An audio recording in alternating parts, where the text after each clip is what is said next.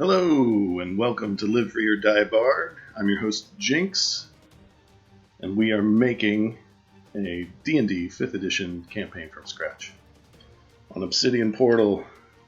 Welcome back to those of you in the chat. Glad you could be here.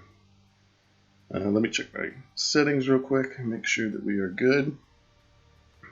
Good morning to Cyber. Welcome back. Twitch decided today to change their creator dashboard around, so some of the things didn't function as expected. We figured it out. So if you see anything that's weird or messed up, let me know in the chat. I'll try and repair it. Get the hat right. Can't go on without the hat. Alright, this is episode, what are we on, 16? 16 Hexcelsior. We're talking about hexes today, hex maps. Hex flowers and things like that. Let's go over what we have so far. For those of you who are new, we are on Obsidian Portal. It's a campaign management website where you're role-playing games. You can put up all your notes and your character creation stuff, maps, all kinds of stuff. You can join for free, try it out, upgrade to an Ascendant membership if you want to support us. And you can find that at livefreeordieBard.obsidianportal.com is where I have all my campaign notes. You can check out the rest of the site from there. Okay, let's let me put this away. There's that. All right. Last week was Thanksgiving. Hope you all survived. I still have leftovers in my fridge, not many. I'm getting through them. And we did a little video. We shot a little video on cleaning up a map, making the map look better. And we did a couple adjustments. We made a turkey-themed epic legend for our world, based loosely on Alice's Restaurant. And murdering a giant turkey creature. So that was fun.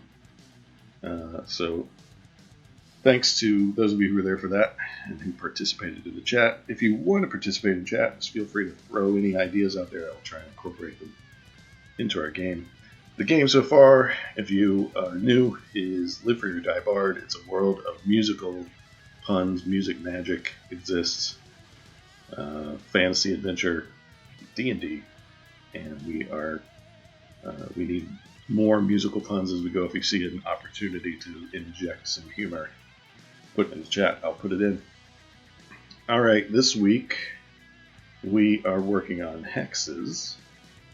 And let me show you what I'm talking about.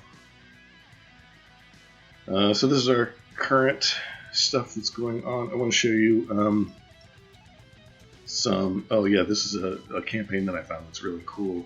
Actually, it looks like it's pretty new. I just wanted to show you some of the custom links and stuff that you can do with CSS. Oh, if you're interested in learning some CSS, it's cascading style sheets. It's an option for Ascendant members. You can tune into our other show, which is broadcast on Tuesday nights at 10 p.m. Eastern Time, GMT-5. That's Calac Hacks. Calic codes, whatever you want to call it. And he's getting started with style. It shows you how to do styling, like this kind of stuff. This cool extra stuff. But it's a pretty new campaign. I thought it looked pretty good. Let's see if he's got anything on his wiki. That's pretty sweet. Yeah, it's got these cool menu things going on. But you can make those in your CSS. So if you want to check those out, learn how to do that. Tuesdays is the show for that. Pretty cool. If you do find a campaign on OP that you like, you can become a fan. Click the little heart over on the right-hand side. Turns you into a fan. And then you can search by people who have lots and lots of fans on our All Campaigns page. Most popular is the thing that you're trying to do. Yep, simple and clean looking. Looked pretty good. I just found it. Wanted to show off a little bit. Go down here to this little tab and sort by popularity. and it'll show you who has the most. And there's a couple of old ones that have loads and loads of fans. A couple of new ones too. Alright, but that's that. Let's talk about hexes. So hex maps, for those of you who are unfamiliar, are pretty common. They've been around for a long time. And here's an example of a hex map.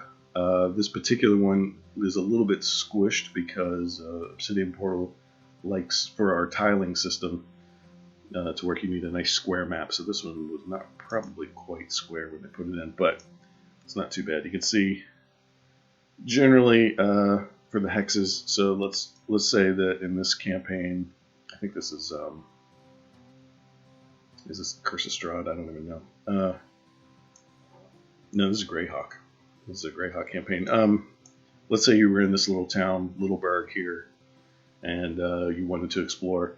Your DM would ask you, okay, what direction? You can go any of the directions in the hex around you. You can go north, south, northeast, southeast, northwest, southwest, and then you can go from there. And then maybe have stuff for each of these hexes. We're going to do that a little bit later on, and make a little hex map for our part 2 of our campaign that we're in, where the heroes will be journeying outside of the town of Paradise City.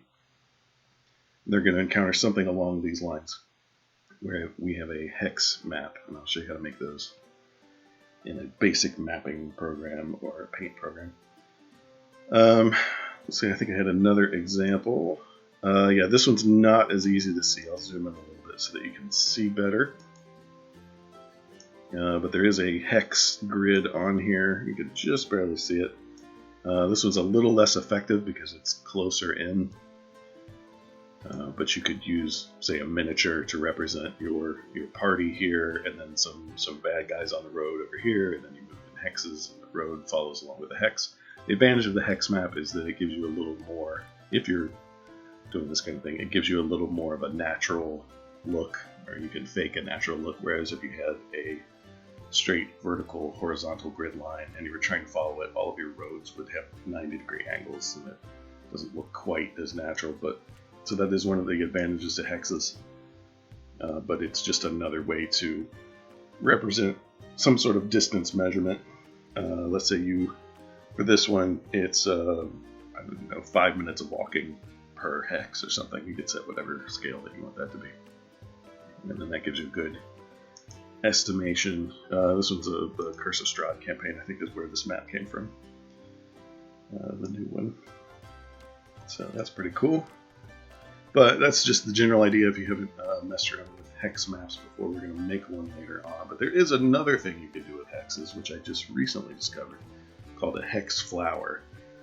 This has been out for a little while, this concept, and it's another way to do hexes. We're going to make one of these also.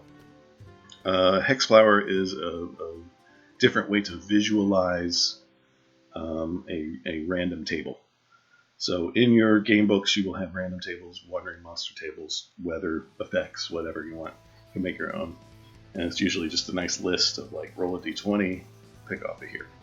The hex flower is a visualization, and it will, you can put in things and modify things. I'll show you how they work. So if you want to look at this particular page, this guy, I assume, Goblin's Henchman, if you want to go to, let me just put the link in the chat. He's assembled a bunch of game engines he found, and I think this has been going on for a little while, maybe a year. It's hard to tell. I couldn't find who created it, who came up with the original ideas. I don't know where it came from, but I recently discovered it. I think it's neat, so I'm going to show it to you guys.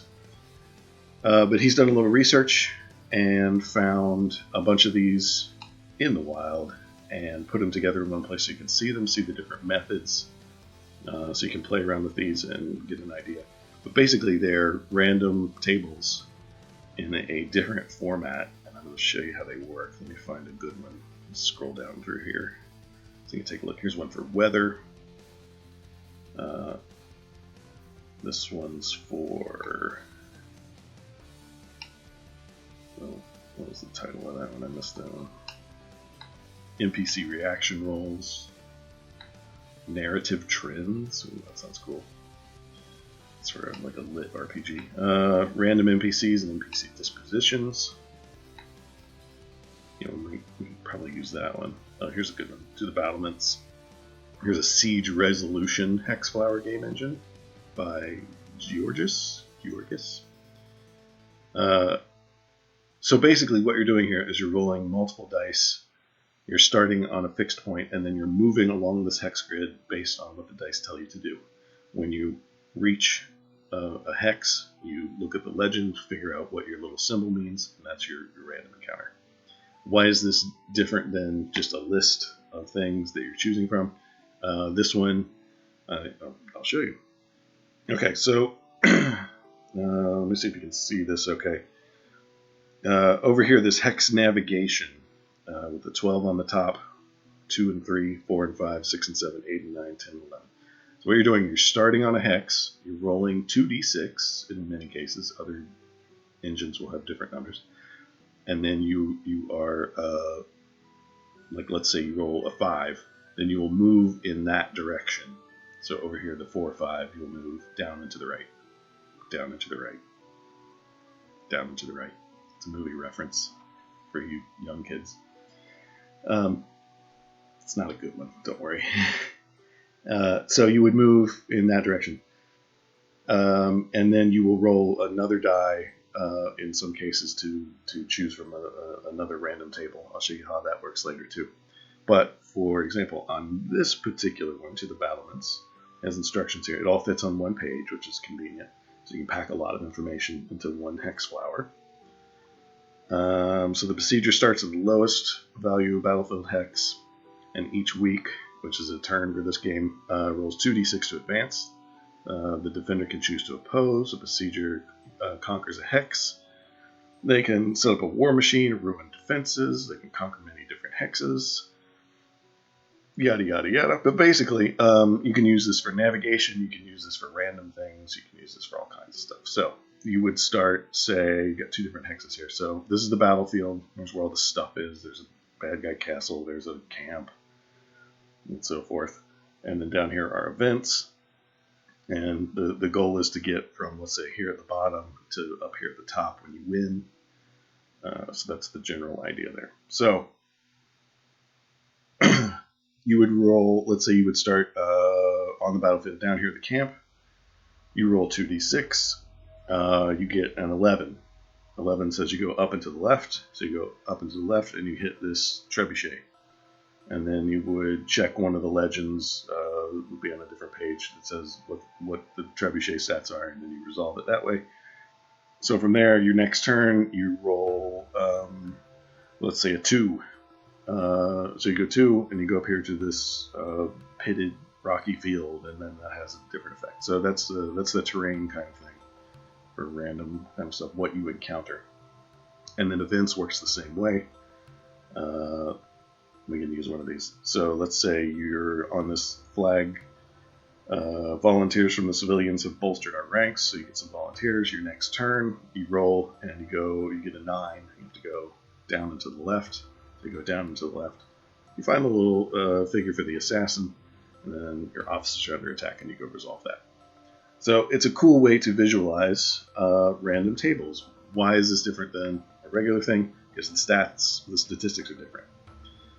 So those among you who are number files or statisticians or whatever, of which there are probably hundreds right now in the chat, as popular as this channel is, you will right away notice that to go straight forward you need a 12, and all the rest of these you need either a 2 or a 3, either a 4 or 5, etc., etc. Rolling a 12 on 2d6 is harder than rolling a 7, for example, because there are less combinations that create a 12 than there are that create a 7. You can only roll double 6s to get a 12. You can roll multiple different combinations of things to get a 7. So you will more likely go down than you will go straight up. Additionally, the 2 up here and the 11, for example, are a little bit harder to get. So statistically speaking, you are moving south, down, and down and to the left slightly more often than you are moving up. So if you're setting up your, let's say, random events table in a hex flower, the stuff that you want to happen more rarely, you want to put it up here at the top. And the stuff that you want to happen more commonly, you want it to be down here at the bottom. And that way you can manipulate your stuff. I spent a long time looking for a way to make charts even more nerdy, and now you're trying to convince us that it was worth the time you spent. Now, actually, I just found this like literally yesterday, and I'm geeking out over it. But yeah, I am trying to convince you that it's cool. We play D&D. I mean, come on, you got to take what you can get. But I think it's a neat little extra if you're tired of just normal random encounter tables, of which there are many. You can make one of these and pack a lot of stuff in. I think these probably originated for things like one-page games, one-page dungeons and stuff like that, and they needed a way to pack in more stuff into a smaller area. So they came up with one of these kind of things. But one of the things that you'll note is what happens if you get to the edge and you go off the edge. Generally speaking, you're going to follow along and come back around the other side in the same column or row, if you want to think of it that way. So if you were up here at these little flame things and you roll, say, a 10, there's nothing up here, so you would go around to the other end of the column and you'd show back up over in this hex, which is deserters, mutineers have found a way out. So that's how you do it. The X's up here at the top, these block your path, and the same down here at the bottom. So let's say you start down here in the lower middle section, and then you roll a 6. You can't go straight to the end. You can't go straight to the trees, and they want to block you from that. So a lot of them will have different movement rules for edges. So we can create our own if we want. You can see that for one-page games, it would save a bunch of space. Yeah, I think so too. It also helps you manipulate the statistics a little bit better. Some of these have, like this one, for example, is a random NPC and NPC disposition. So you'd roll your 2d6 to tell you what direction to go, and then you roll an additional d6 to tell you what race of NPC it is. So you can roll extra dice, make it all into one roll. The blue dice are for disposition, and the red die is for race. You can speed things up a little bit, but there's tons and tons of combinations of how these things work. So, and this Goblin's Henchman at WordPress has figured out has assembled quite a few. So that's that. I thought it was kind of cool. I think we should make one. Let's take a look at where we are currently in our adventure. So we've got all of our notes up on our OP page, and our current, we finished our first adventure, which will take probably 1 or 2 game nights, depending on how fast or slow your group is. 2 tickets to paradise. We've done a little bit of everything, but we've been stuck in a town. So adventure number 2 is journey. We're leaving the town. We're figuring something out. So that's what we're keeping in mind. So let's take a look at our maps, and we will see where we are in the world. So we've got our city map, so we know what's immediately around the city, but we need our kingdom map. This is kind of our region where we are operating. And once that comes up, I will show you. We are in this little starter town, sort of right where that little yellow dot is. So basically we have a bay on one side, and then we've got this little area to work in. We've got a lake and some rivers and some hills up to the north of us. So that's generally where we want our people to operate in this vicinity. That's where we're going to give them freedom to roam at low levels. We don't want them going too far because that's. Let's see, reload my page here. We don't want them going too far because they won't have transportation or anything like that. Oh, there it goes. Connection's slow. Sorry.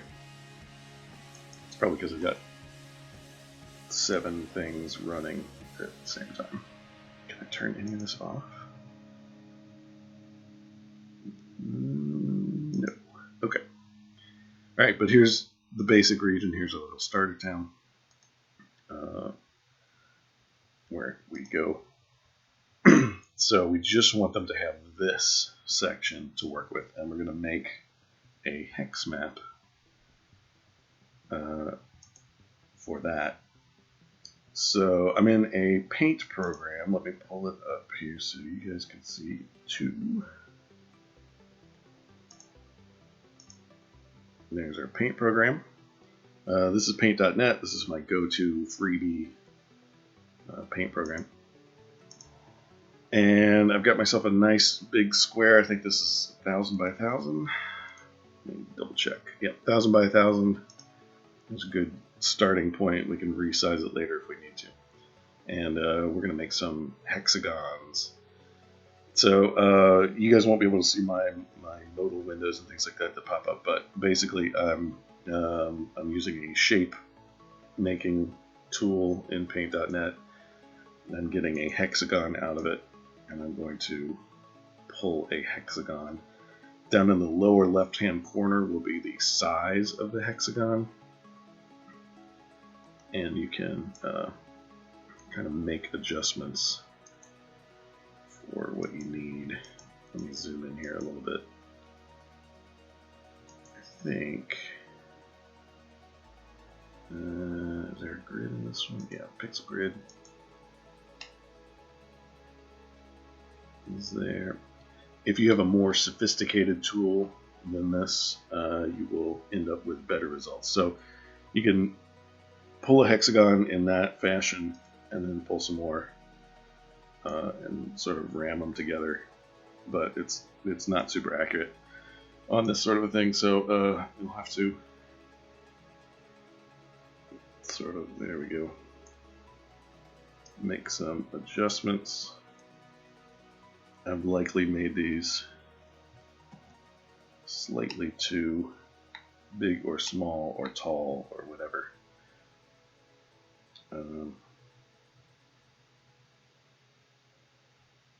Let's see here. Where's my guy?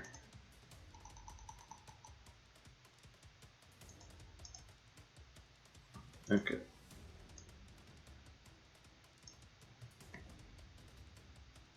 So let's see if we can get this.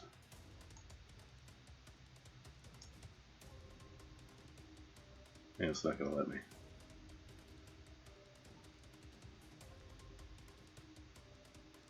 Hold on. Let me get in here closer. One of the issues with using the freebie program, of course, is that you will run into things that are not as efficient as if you were using the good stuff. Okay, yeah, so right here you see the problem is the hex itself is not lined up perfectly because I've made it either too tall or whatever. So you're going to run into that. So the solution, merge, delete. Okay, the solution is to do some dots and grids. I'll show you how to do that. Get in here where I can see my grid a little bit better.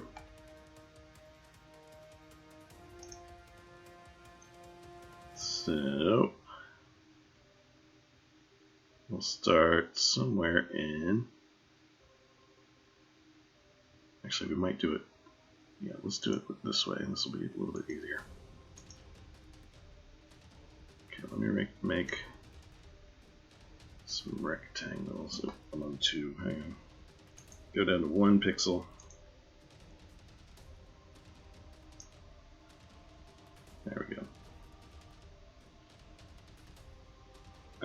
to make this one a 40 by 40. And then we're going to do the same thing again. If you ever need a means by which to make hexes, the really easy way, of course, is to go online and find someone's pre-made picture and use that instead. But thought I'd show you the other way. Okay, so we've got this. That's our 40 by 40. And I want these intersections to stay so that I know where my hexes are going to go. And I want to get rid of the rest of it. But I also need a dot here, and a dot here, and a dot here, and so on.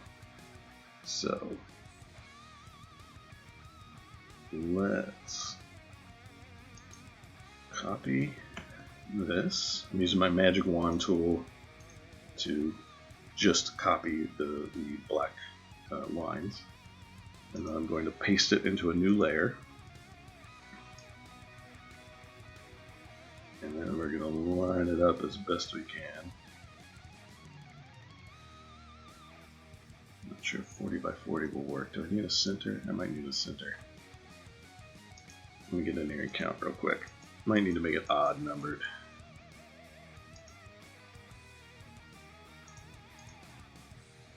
Hang on a second.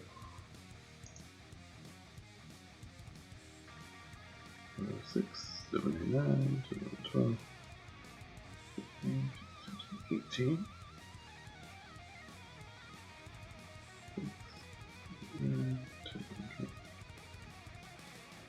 I think this will work. Okay. Bring these down to the same layer. Now I'm going to try and get rid of everything except the little dots where the intersections are.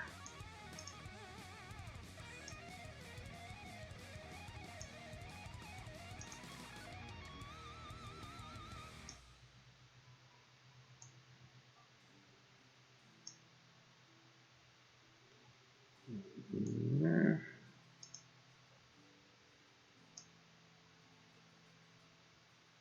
And that. And that. That.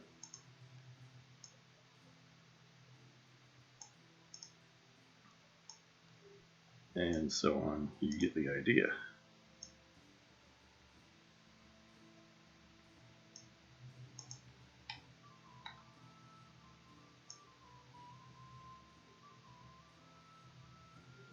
Oh, yeah, I'm off again. There's that.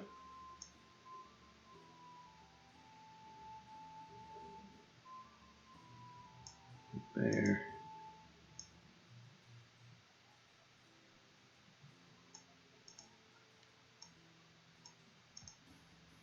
And there. But generally that's kind of what you want for your hexes. And then we'll see if we can get them lined up correctly.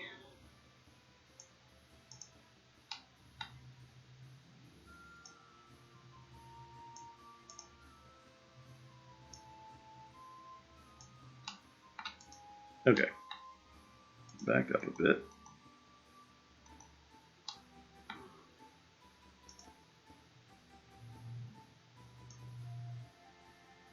Get rid of the rest of this. You go away, you go away. Fill that in. Alright, so here's our little dots.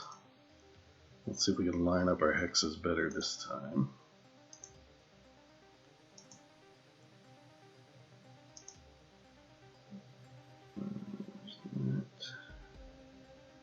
Let's see if I can start it on this one and get it to go correctly. If I end up on that one.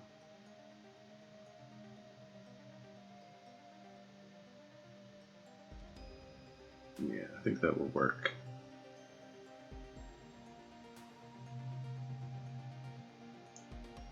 Okay, that should be about right. I don't think it'll work again for another one because you'll overlap, but yeah. Okay, so that's how you get your one good hex. And then you're going to want to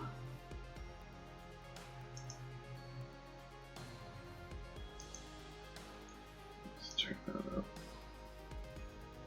Too much, too much. I'm adjusting my tolerance on my magic wand tool so I can just get the black line that I need. Okay. Now let's back up. See if we've made what we need to make. I'm going to paste it into a new layer. Let's see how we did. Good.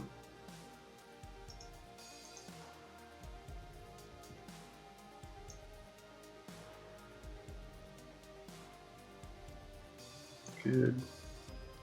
Zoom in a little bit here.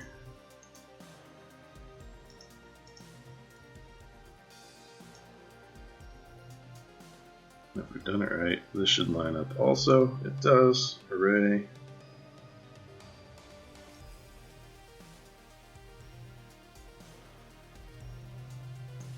And that's what you're looking for.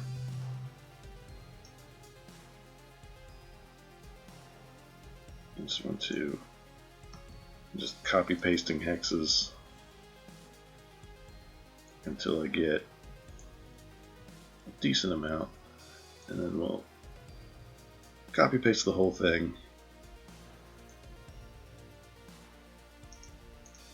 and start making more. Okay, that's the beginning of, if you're doing your hex flower, you need another layer on top of that. I think pretty much all of these are, yeah, it's 5 tall essentially for most of them. I think you can go bigger if you wanted to, but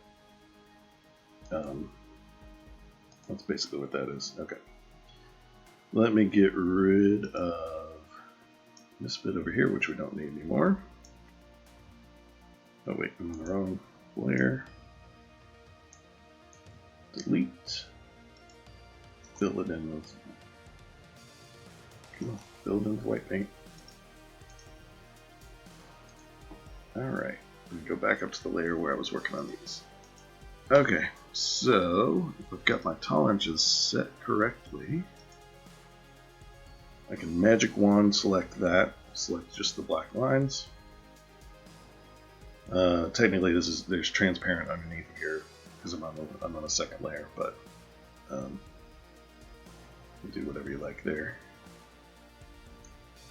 And then generally speaking, you can copy and paste bigger chunks, line it up, and get it where you need it to be.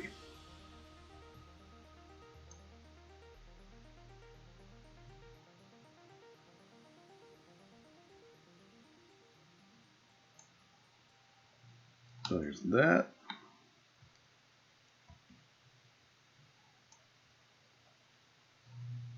And we'll do a whole bunch of these for our region map, but once you get a big enough cluster, you can start copy pasting bigger clusters. Then it gets faster as you go.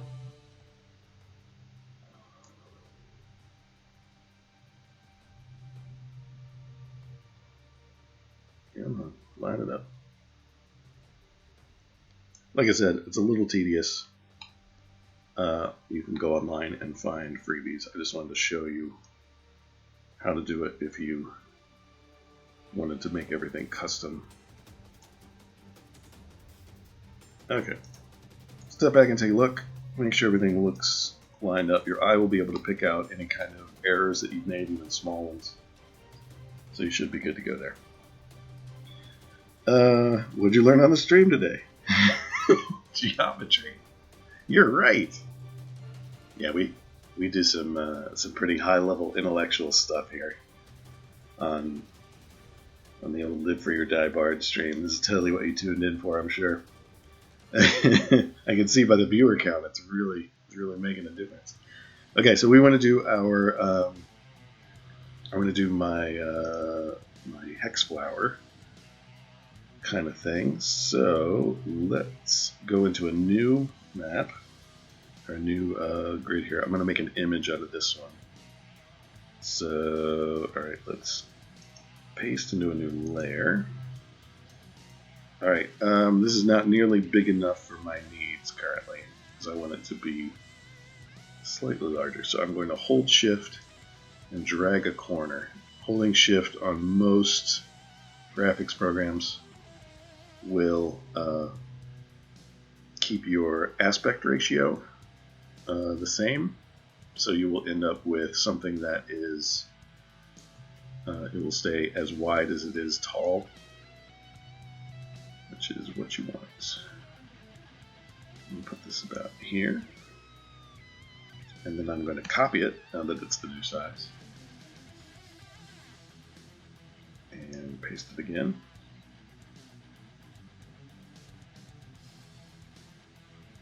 And we'll line it up.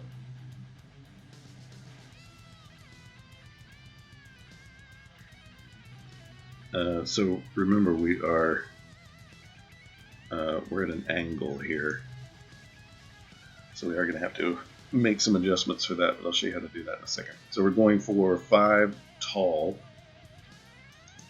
if I remember correctly. I'm going to do another one and overlay it here.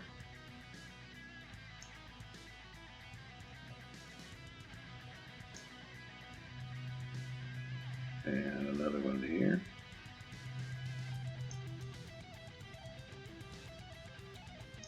So there are,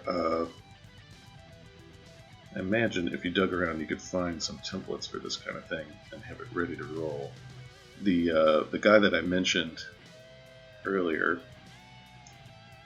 I forgot his name now, Goblin's Henchman, has something on Drive-Thru RPG. It's a pay what you want if you want to read about different kinds of things. He's got it in detail there. A little assemblage of stuff about these hex flower engines. Okay, make sure all that looks right. Looks pretty good to me. Alright, I want to attempt to rotate this and see if I can make that happen. I'm going to select the whole thing. And then I'm going to, there's a tool called Move Selected Pixels. And we're going to attempt to rotate it. So I bring my cursor up to the corner, a little bit outside of the corner. It will turn into some little arrows to do rotation. So you can do it that way. I don't know if there's a way to do angles on this version. You can rotate 90 degrees or 180 degrees, but I need to rotate 45 degrees, so that won't work. On other programs, you will have, there's usually an angle kind of rotation thing, but we're just going to do it by eyeball. Might give me an angle down at the bottom. Let's find out.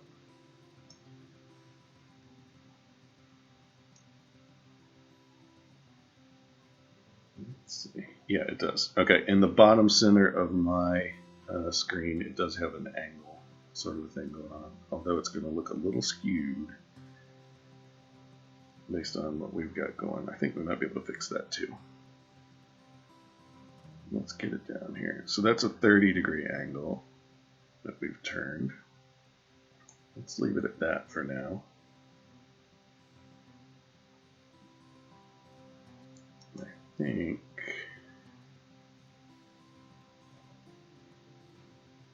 I think I can skew it with the corners. Let me see if I can just get this close.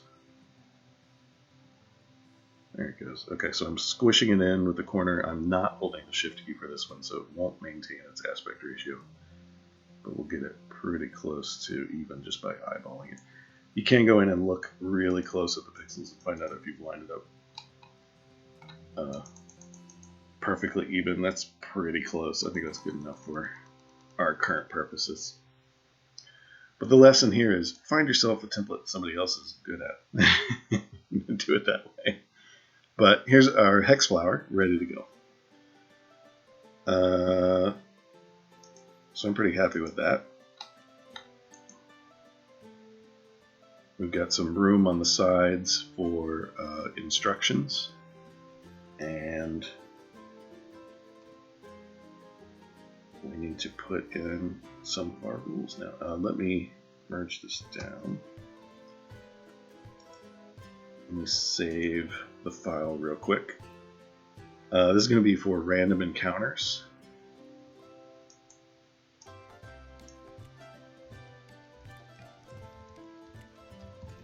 Because we're going on our first journey outside of town, I think we should start having random encounter charts, and this is how I'm planning to do the random encounter bit.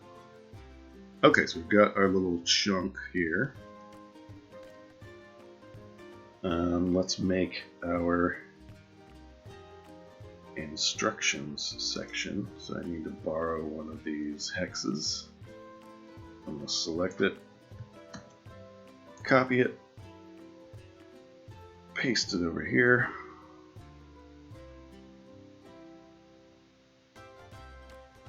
And give some room for a title, maybe.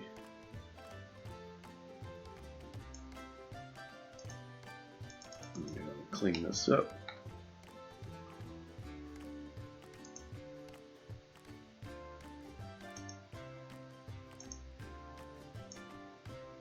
No, that makes it transparent. Hang on. There we go.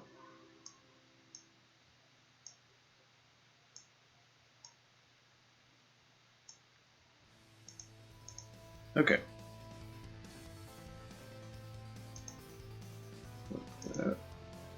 All right, I'm going to put in some text. You may not be able to see all my menus, so I don't think OBS will show you that, but I'm just...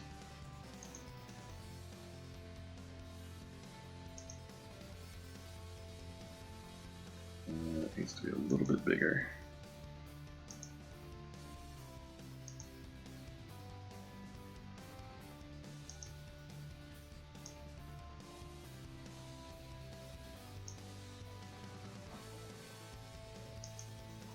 Alright, so remember when you're rolling 2d6, you can't get a 1.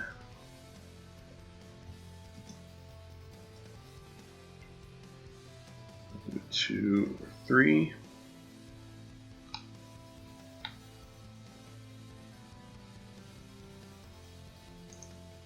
We'll do 4 or 5.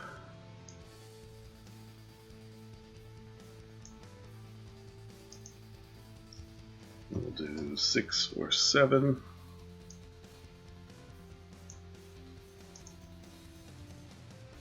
Eight or 9.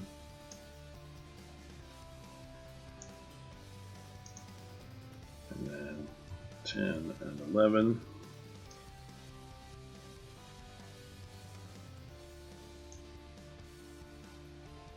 And then in the center, I can get my text tool to work correctly.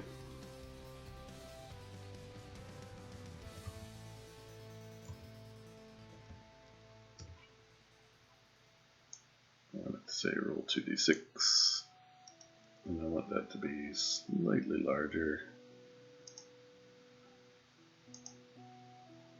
Is that too big? No, that fits. Okay.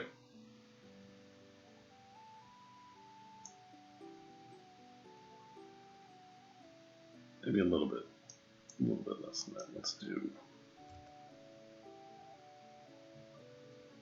34.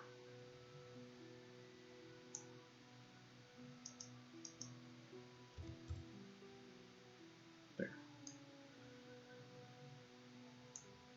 Alright. So that tells you what direction that you're going to roll on our random encounter. Remember that rolling a 12 is harder than rolling a 6 or 7. So generally, if you want them to have lots of random encounters, you're going to start them down here and have them reach their destination when they get up here. If you wanted to do like I saw one that was encounters when you're on a sailing ship. So it had different obstacles and things like that that you would encounter while you're on the sailing ship. The length of the destination was based on the number of rolls that you did before you got to the end. Ours is going to be more just about what random kind of stuff that you have on there. So let's put some X's in here for to block.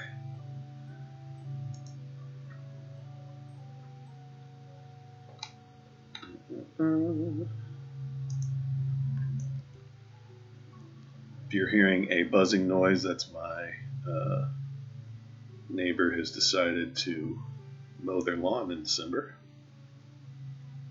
I don't know. Maybe they're mulching leaves or something. Couldn't tell you. Okay, block. The reason that I'm blocking these off is because if you start down here and you roll a 6, which is very likely, you will end up at the most rare of the things. I don't want that. I want that to be uncommon. However, I'm not going to block off the top, because if you do get to the top, you get whatever the super special rare encounter is, and then you happen to roll a 12 again. I want you to come back to something normal. That way we're regulating the number of times that you're going to hit the super rare thing. Like if we do this as like a special mini boss, like I don't know, some kind of old man in the swamp with a lantern who's like a legendary creature who you specifically asked about, and it's like, hey, are there any legendary creatures in this swamp? And the guy's like, no, none. And then immediately you hit this, boom, there he is, legendary creature. And players get really mad at the DM. Okay, so now we have our basics. So let's put in. We've left ourselves enough room here for a legend. We'll leave the instructions on the actual Obsidian portal page. This will just be for the image part of it, and then we'll put the instructions in that. So now we need to put in some. Let's do some graphics, because that's easier than just straight up numbers and things like that. We'll put in some graphics for what we want there to be. Some stuff. So let's draw some cool graphics. Okay, so we know this one up here, this top space, is our most rare. You would have to roll 12 several times in a row to get that right away. So that's something that I could reach later on. Much more rare. Down here is much more common. So our sort of softball, easy stuff is going to be down here. Yeah. Definitely, whoever that DM was, not, or maybe just the NPC didn't know. I mean, maybe he was role playing it correctly. You don't know. It's a legendary monster. You don't see it all the time. Maybe they don't know it's there. I mean, I know the term legendary implies that everybody knows about it, but it's not important. What's important is that you had fun and made friends on the way. That's what's important. Let's make some stuff. Okay. What kind of encounters can we have? If you will, if you look in your Dungeon Master's Guide, I think also the Monstrous Manual might have stuff too. They do have various encounter options for 5th edition Dungeons & Dragons. Let's see if I can find a couple here for you. Random encounters is 106. 6.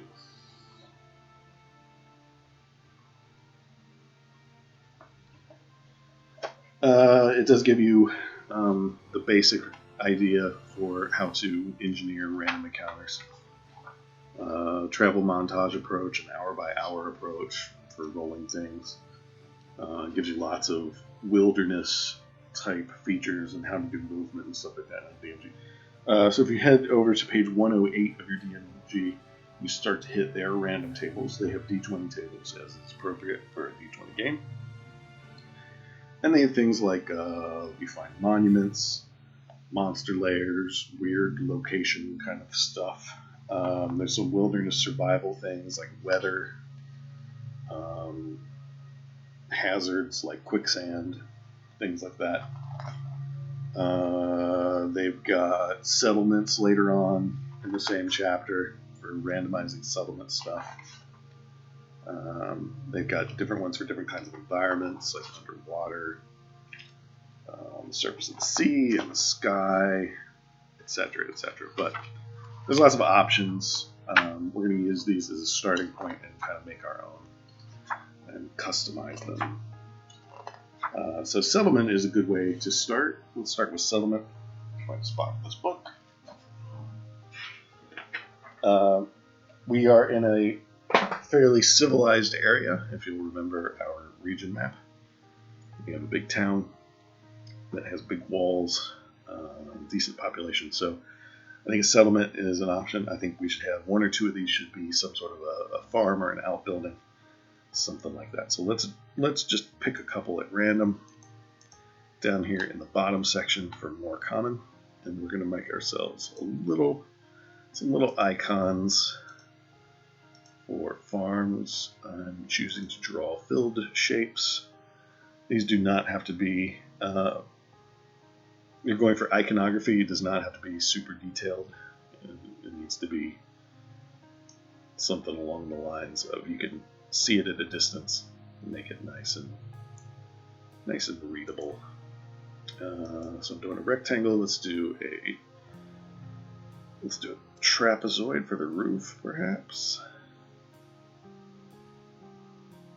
That looks pretty good there. And we'll go back to, let's give it a chimney, just for fun. And then I'll swap colors and give it some windows and a door. And this way you have yourself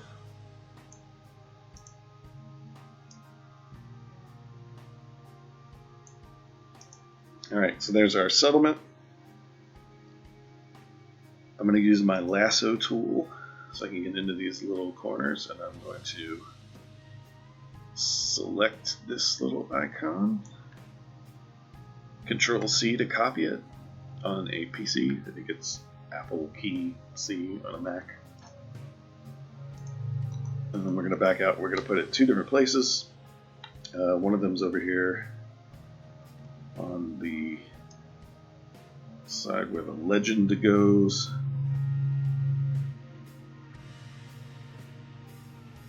Stick it right. That looks good. And then we're going to give another one somewhere. Yeah, there looks good, I think. It's still in the common area down here at the bottom.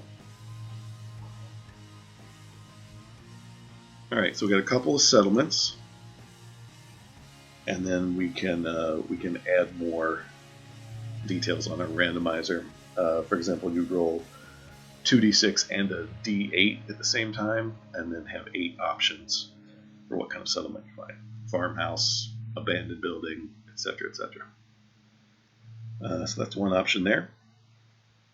What other stuff do we need? We need some...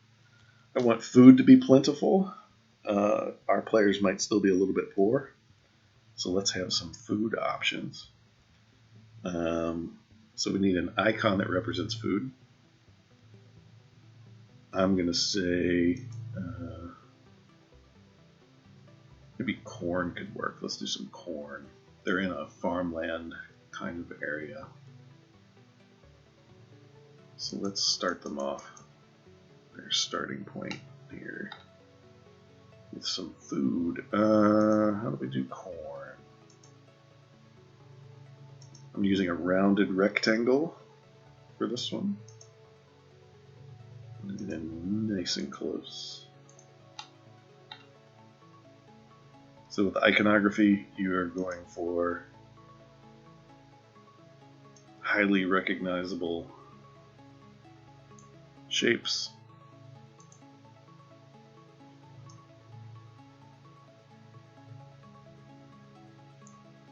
What I'm going for here is corn kernels.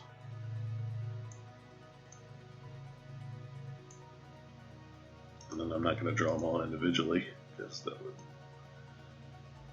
be fairly wasteful of time. So instead, we'll copy paste. Let's see how close we can get on our corn. I need to get it even a little closer than that. Okay, that's not bad. I'm going to get in even tighter with my rectangle select.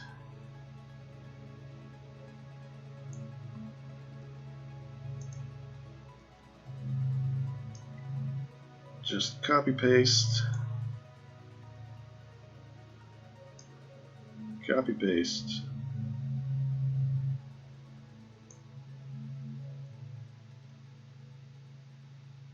Copy paste. Looks pretty good there. And before you know it, you have the beginnings of corn. And then I'll go in with just a brush tool and draw the rest of it freehand.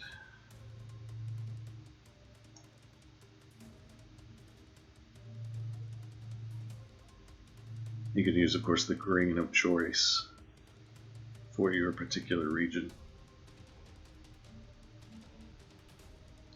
I think in Paradise City we had things like corn and red hot chili peppers and stuff like that.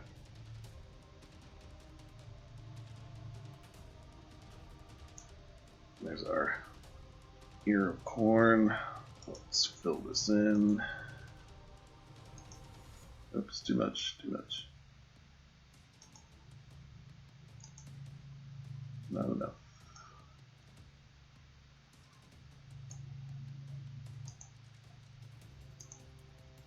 Still too much.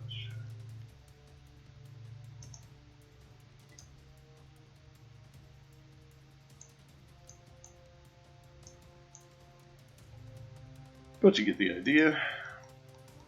Let's back out, see if it looks close enough to a grain product of some kind. Doesn't have to be perfect. This is mostly for you as the GM. Anyway, your players are going to probably not see the vast majority of the work that you do. Sorry about your luck. Okay, once again, the lasso select helps you get into all these little corners. Then we're going to copy and paste a couple. One up here somewhere. And another one maybe here. This is good. These are still our fairly common encounters. And then one of these for our legend. So let's put this guy up here.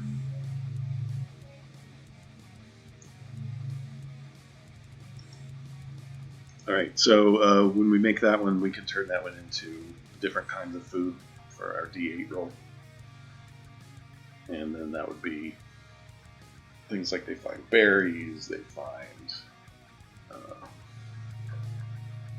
I don't know, root vegetables of some kind they can dig up if they need extra food. Alright, what else can you encounter in the wilderness? Animals, benign animals for the most part. but we need some representation for animals. I think that we could, let's see here, I think a cow might be a good representation.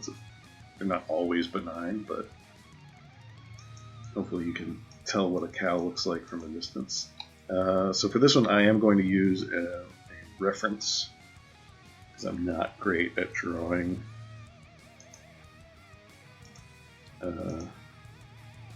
animals. So let me bring up and put paint.net away for 1 second. Okay, we're going to go to Pixabay for our free images. If you need free images, Pixabay and Unsplash are the ones that I use most often. Most of them are also usable commercially without attribution or license, so let's just look for cow icon, see if we get lucky. Ta-da! Lots of cow. And there's a pig one too. I like the pig, but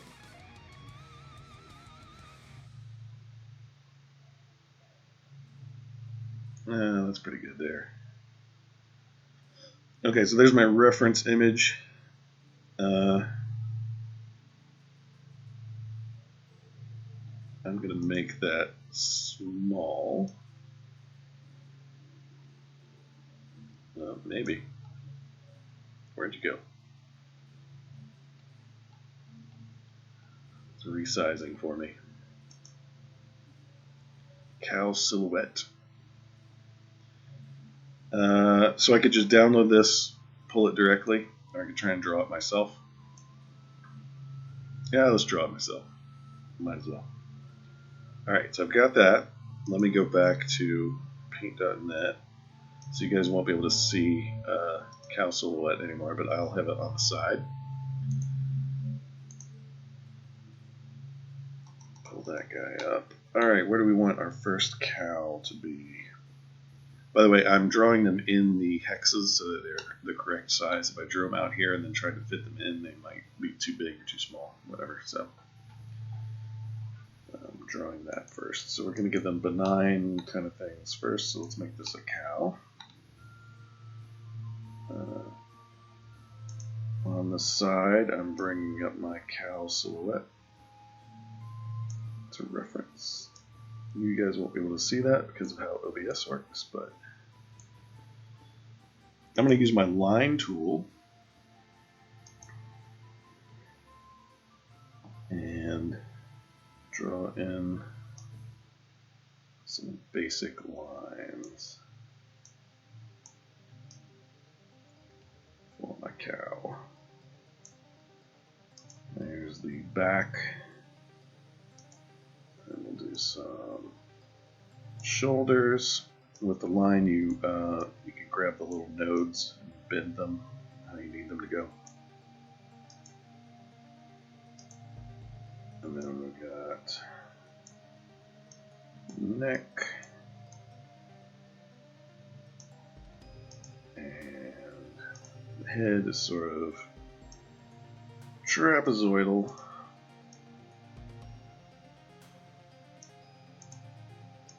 Like so. Come back and clean that up in a second. Let's do the back next. You can also stretch lines out as needed.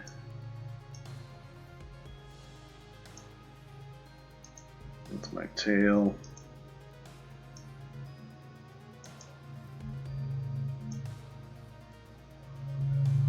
Phallic Sausage is an alright band name. Yeah, I saw that image in there.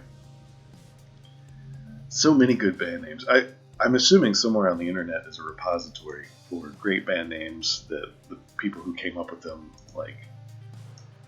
weren't making a band at the time. That probably exists, right? We might have to use that at some point. Certainly, there's a Reddit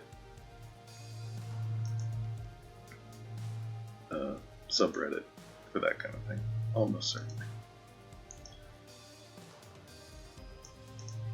Yeah, so I'm not great at drawing quadrupeds, bipeds either, to be perfectly honest, but that's why I generally use reference material for this kind of stuff.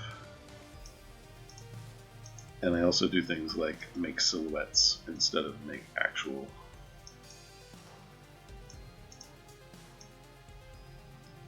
things. The nice thing about the icons, though, is that once you have it drawn,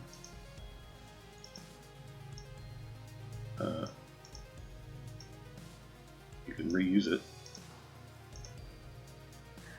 It's the same thing.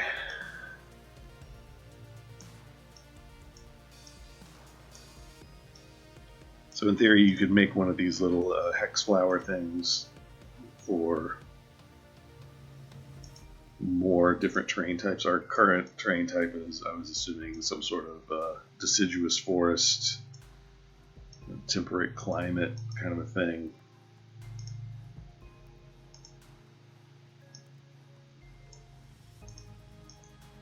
But you could make one for a desert region.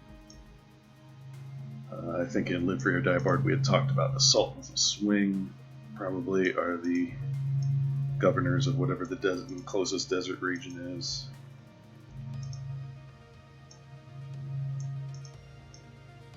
Okay, and there is our outline for our cow. That's not quite where I want it. Let's keep that over.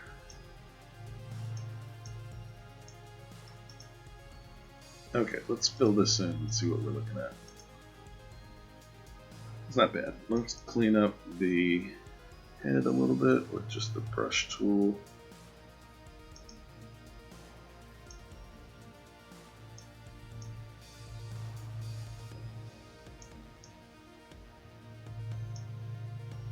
That's not great.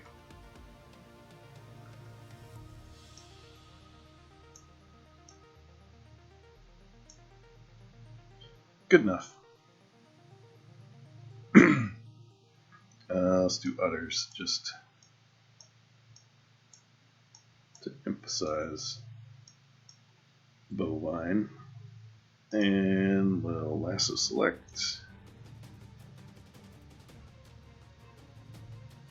And this is going to be our benign animal. If you have something like a druid or a ranger in the group, I'd recommend having more animal encounters in the wilderness because they've got a lot of passive abilities. It's not the best cow in the world, but you get the general idea. You can sort of see that it's starting to look like a cow. Sort of. Maybe cows look different in this world. You don't know.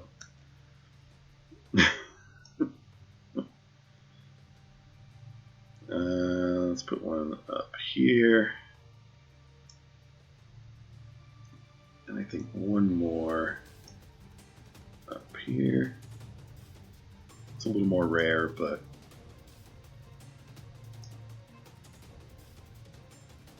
okay. So that's sort of our, it's like standard what you would find in the real world. Kind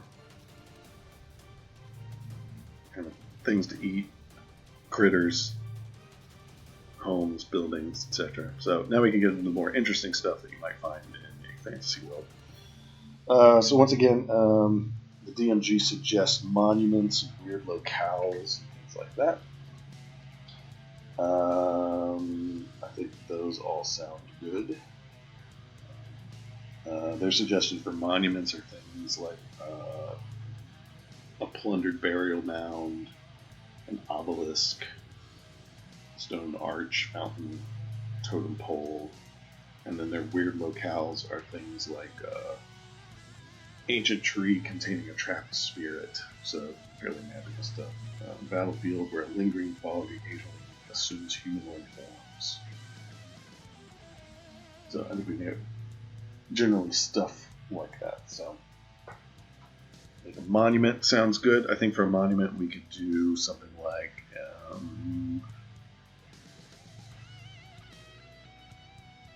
Maybe, let's do an obelisk. That's pretty easy to draw. So I think here I'm going to use let's use a shape tool.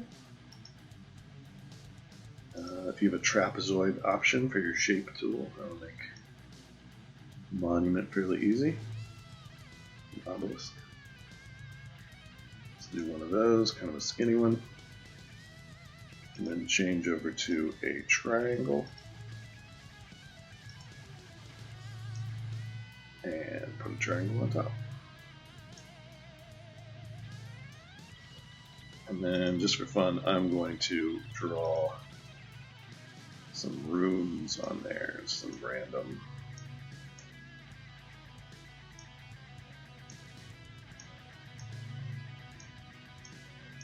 Don't really mean anything. But the point is to get the immediate impression when you stare at the icon. Okay, that's an obelisk. I get it. Alright. That's not very good. Select. Lasso select.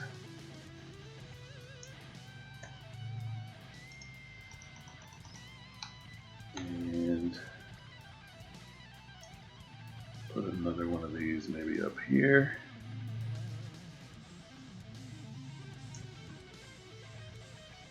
And then one in our legend. Over on the side. Okay, what else do we have a lot of? I think some terrain obstacles might be useful.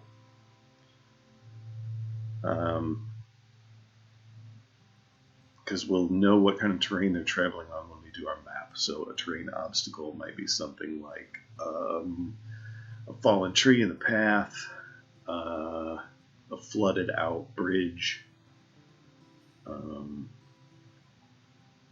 small mudslide, wet ground, just hard to travel on, that kind of stuff. So terrain obstacle, let's think of a good icon for a terrain obstacle. I think a fallen tree. Fallen tree sounds good. That's pretty easy. We're going to make quite a few of these because I think that's a nice low-level encounter.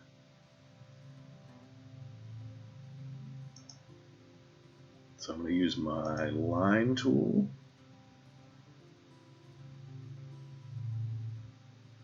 And let's see.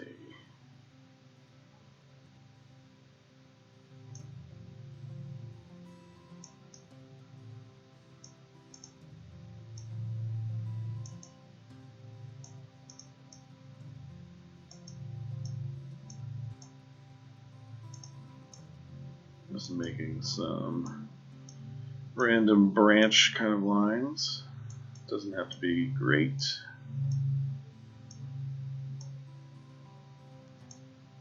That's the nice thing about drawing icons.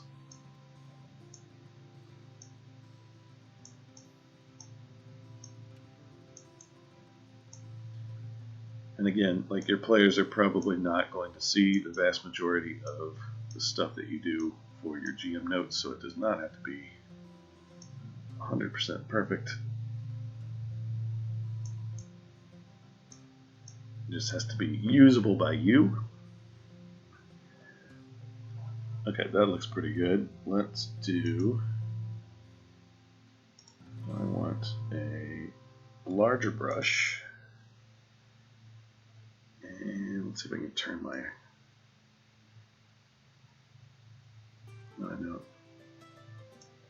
if you have an option, change the opacity of your brush. This might be a good time to do that. I'm going to crank it down to about 100. Let's see what that looks like. Yeah, that's what I'm going for. So this will appear gray at first until you start layering over top. and then it will get darker. So you can simulate leaves. You'll see when I back out a little bit.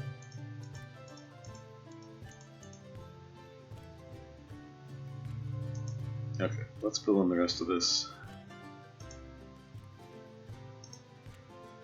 Paint bucket. Might do a couple more little lines. Branches.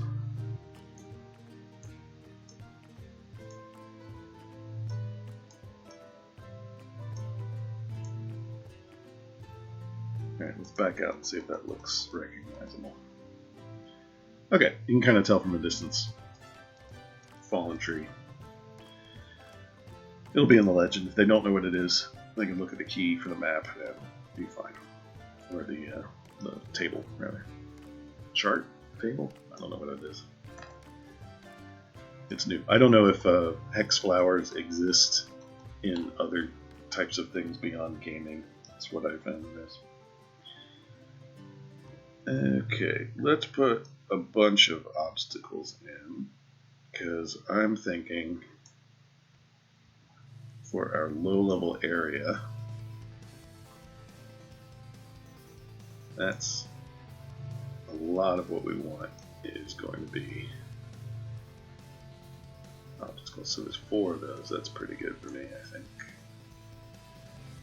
And put it down in the legend. Like so. Alright, we got a couple spaces left. We still need monster encounters. That needs to be in there. And he didn't show up today, but I think in tribute to our kobold friend, unless he is here, he's just being quiet, we're going to make a little kobold guy as a monster. That's who we'll use as our icon for monster.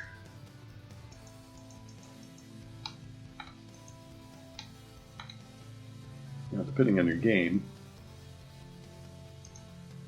you might have folks that do not do combat. They might try and recruit them, or something like that. But I'm just going to freehand draw a little kobold guy, and we'll see how we do.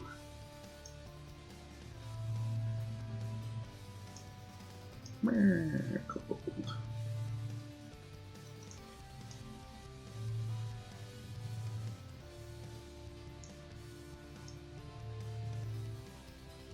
Again, it's iconography, so it does not have to be perfect. Think Bayou Tapestry, where everything's like the perspective is weird and that sort of stuff. Kobolds and long necks, right? If you're unfamiliar with D&D in general, kobolds are your very low-level kind of lizard folk encounters. They are generally very low hit points, and the only time that they are exceptionally dangerous is when you encounter them in large numbers.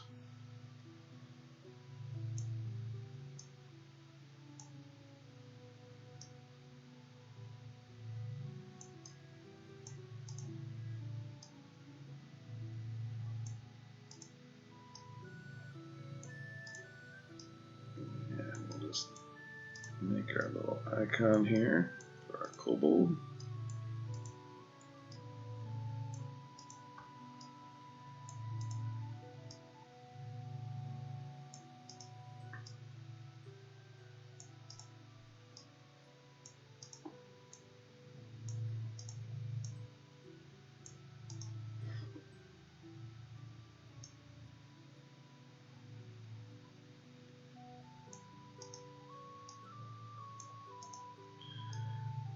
Your monstrous books will have, we'll look at those in a little bit, but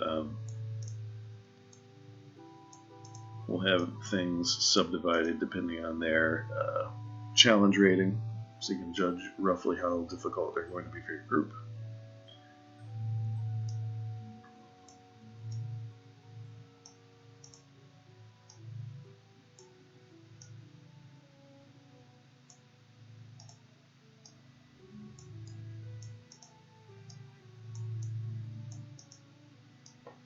Generally, kobolds, goblins, these are pretty traditional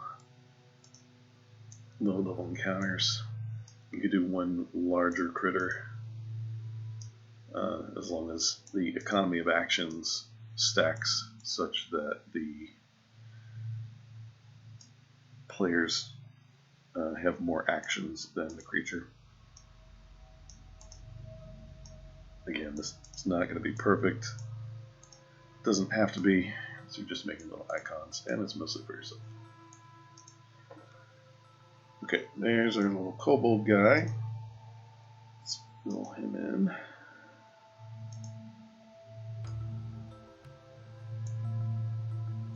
You can kind of tell roughly what he is.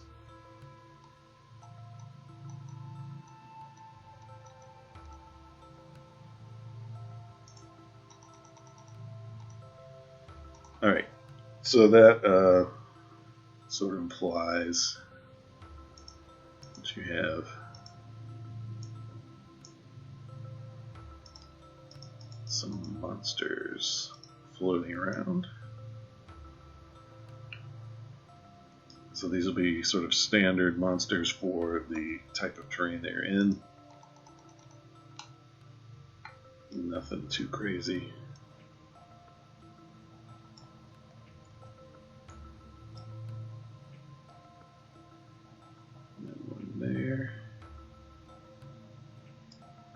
And then these guys up here, these are going to be a little more rare. Anything up in this vicinity. So let's make these last two a little more special. So I think a special treasure and a boss monster, a larger monster, might be more appropriate for up here. So I think we should make let's do a boss monster. So in classic D&D terms, for low levels, something bigger, owlbear. That's pretty big. Let's do one of those. I'm going to freehand draw the owlbear. Actually, let me use some shapes. That might be easier. Let me do some circles or ellipses, whatever they call it in this one. Yeah, ellipses. Owlbears are kind of roundish. So, oops.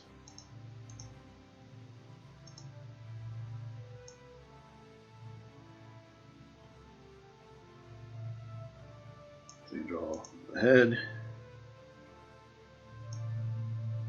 And then kind of a body. I'm going to rotate it slightly with that little arrow, circly arrow thing we talked about earlier.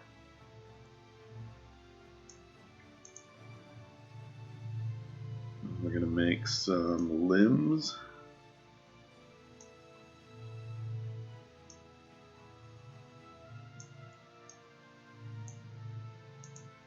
Again, with just the ellipse tool, you can get a lot of mileage out of it.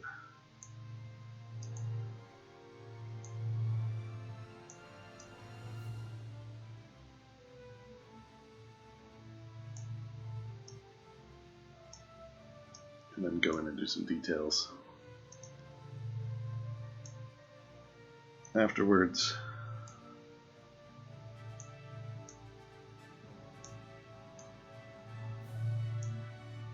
Alright, now we can go in and do things to make this look like not a blob.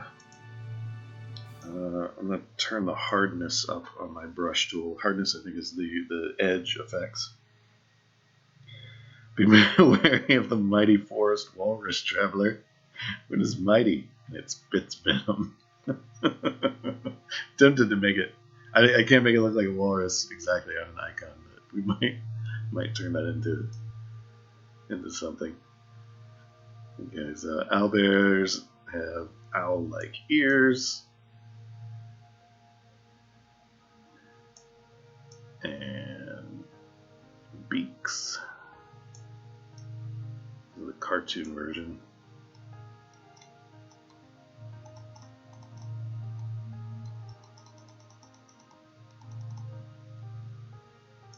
And then bear-like claws.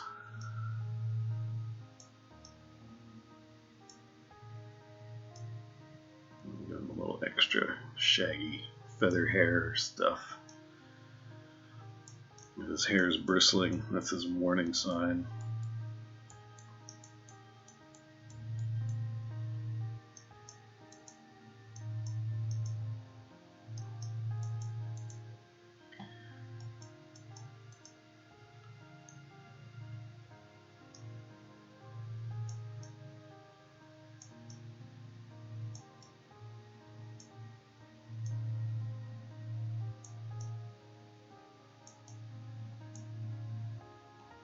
Okay, there. Good enough for icons. Alright, there's our boss monster. Our owl bear. And I'll put him, there's gonna be one of him. We don't want that to be a common encounter. Let's see if I can lasso select a little bit better.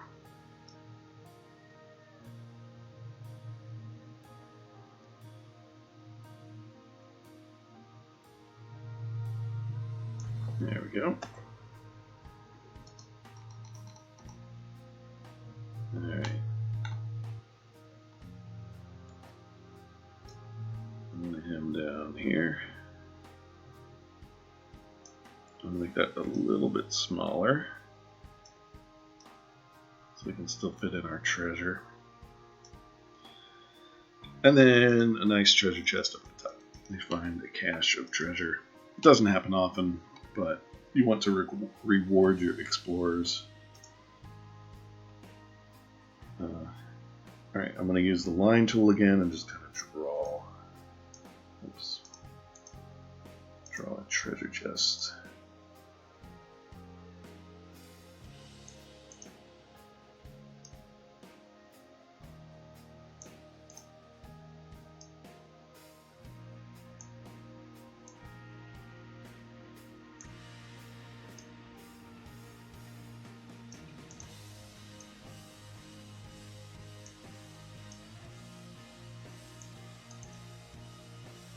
Okay, so up there.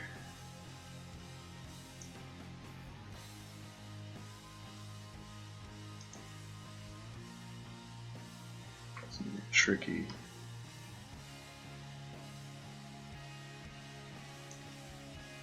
It would go there, and then we're opening it up like that.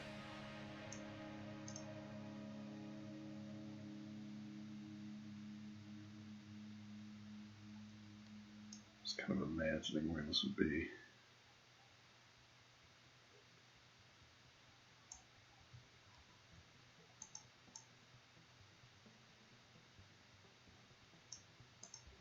There we go.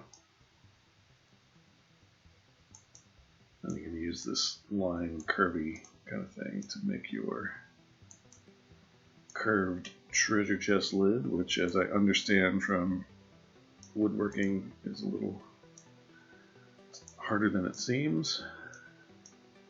I don't do a lot of woodworking on that, but I do watch a lot of videos of other people doing woodworking, and treasure chest lids look difficult.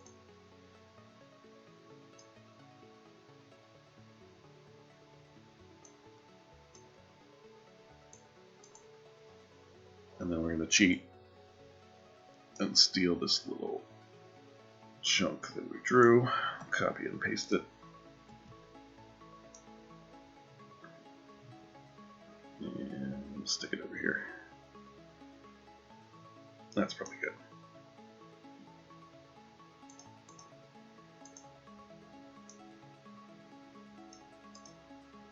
And then just sort of erase the bits you don't need.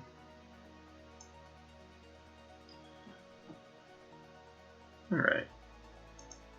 And then inside, we'll just do some dots.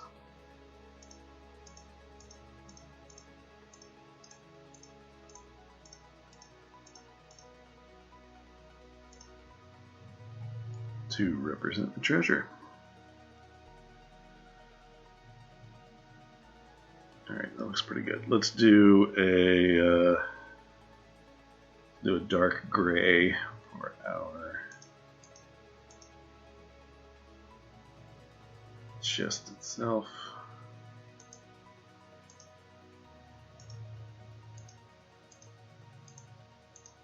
You can still see what it is that way. There you go. You get the idea there. But generally speaking, I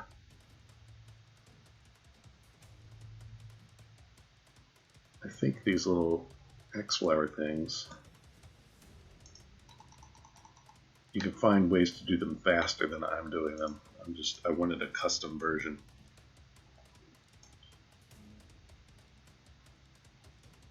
Alright. And then there's that. Alright, so I think with this, we will be rolling. Let's do like a D4. We don't need to go too crazy with the randomization. I think a D4 will be appropriate. So, let's make a triangle.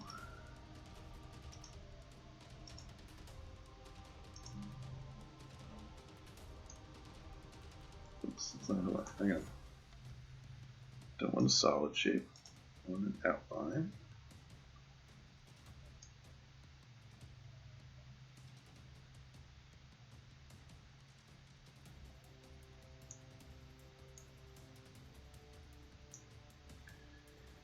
And we want text that says D4.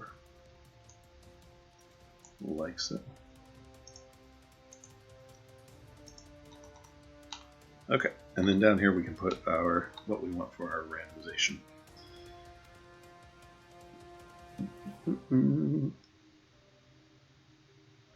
find my text.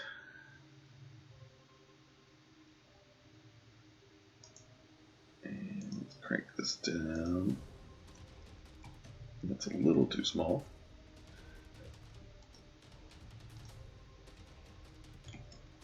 That's better. I think we'll be able to read that one. Okay. So wild, red hot,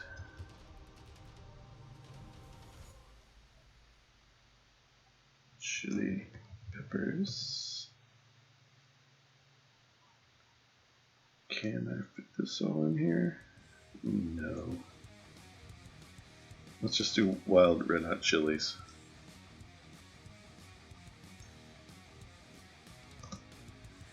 Comma, let's see, what are some other edibles that they might find out in the wild?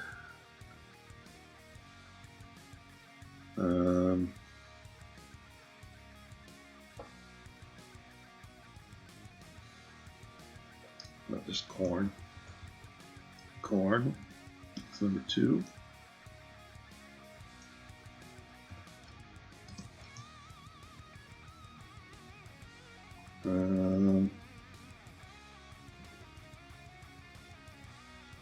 Cranberries. They don't all have to be musical puns, but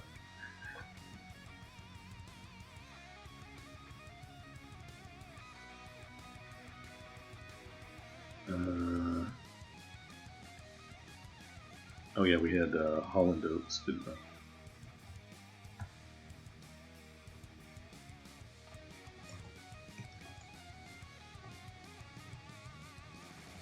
Like that. Wild Holland oats. Okay, so they start here. Let's say they land on one of these. Roll a d4, they get a 3, they find cranberries. Basically how that works. And then you're going to do one of these for each of them. So the settlements, I think we have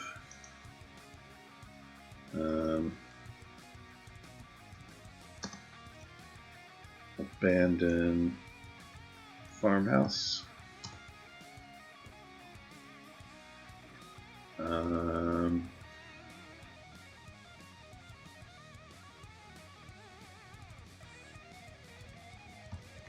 Hunter's hut.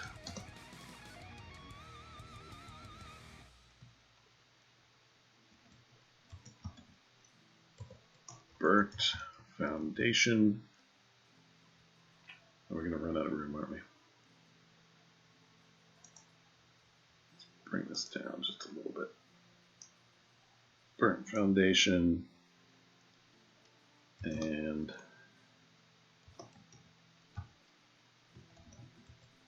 a farmstead. That works. Okay, animals. Let's see if I have a list of D&Ds with that animals somewhere.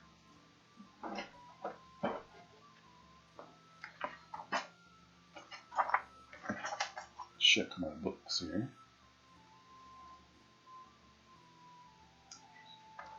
Pretty sure there's some somewhere. Just have to figure them out.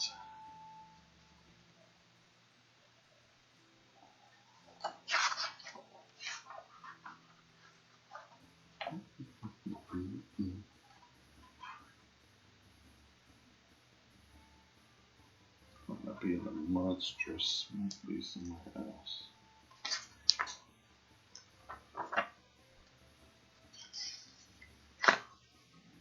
Maybe a handful in the back here.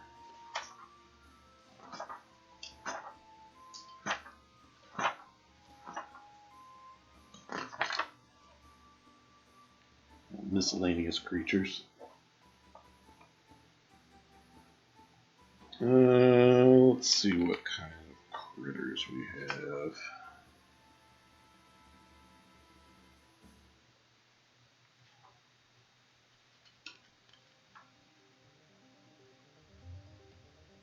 But a badger. That sounds good. Let's do badger.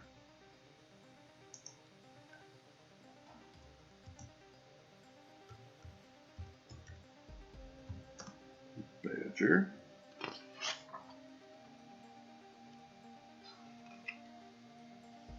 Deer.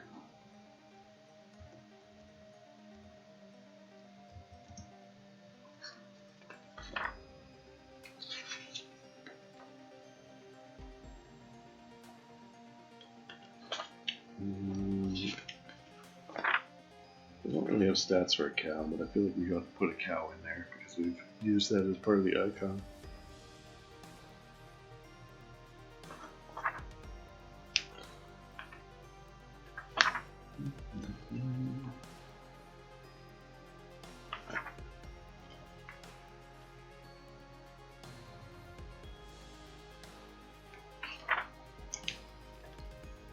Cow and but a wild horse. Sounds good. We'll use those two.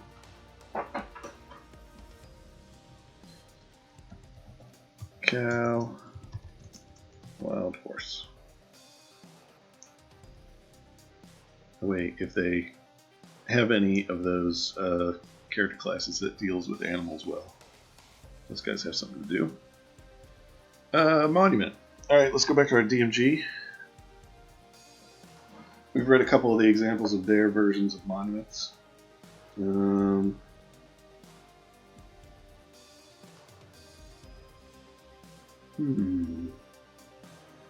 it's good inspiration. Things like standing stones, statues, stuff like that. So we'll use that as our inspiration. And we'll do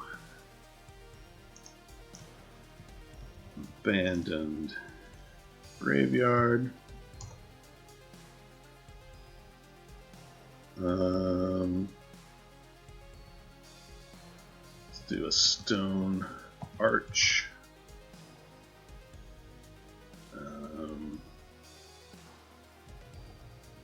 Obelisk.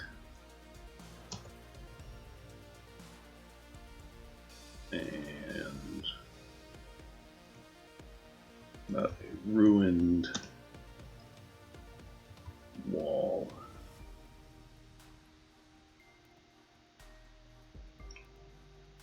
That's not too bad. We're looking for things that are more points of interest than they are adventures for these sorts of things. So like in the abandoned farmhouse or the ruined wall, give them something to look at, maybe give them a couple clues about what used to be here. but it's generally not a full adventure. It might be the beginning of a side quest if the players jump on it, but that's about it. All right, natural obstacles. Let's do.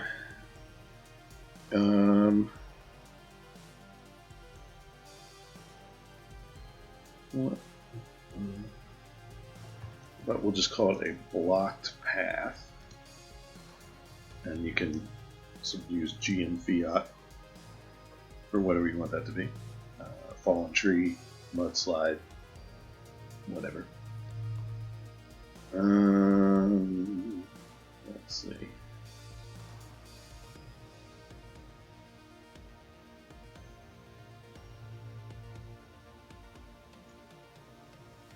About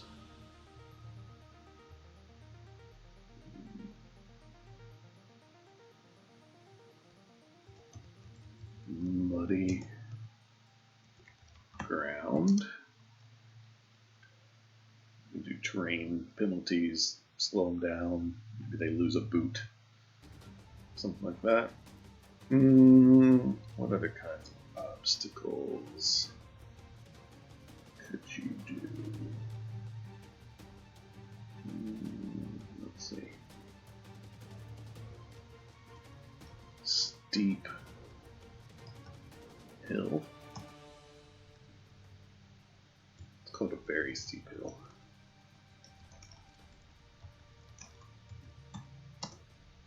Very steep hill, and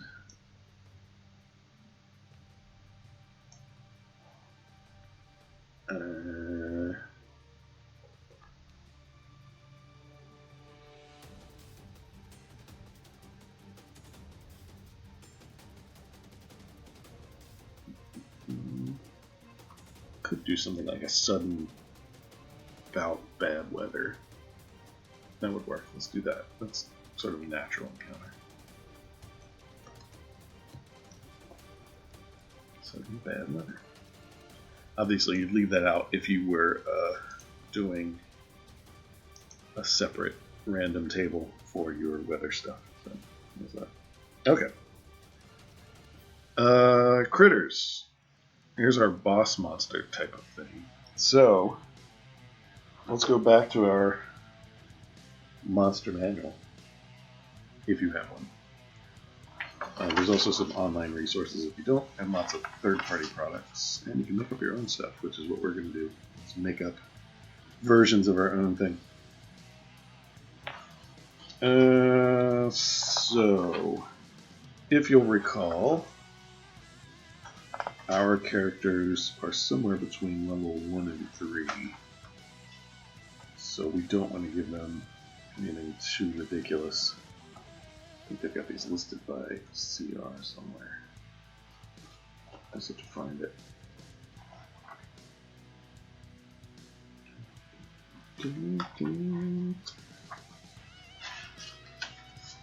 Actually, they might have.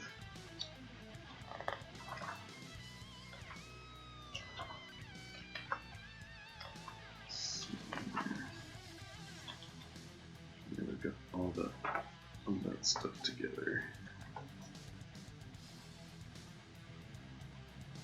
Maybe they don't have a list of SCR in this one.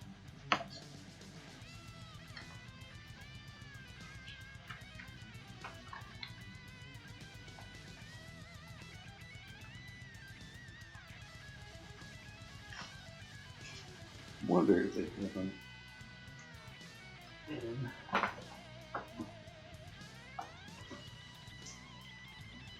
DG.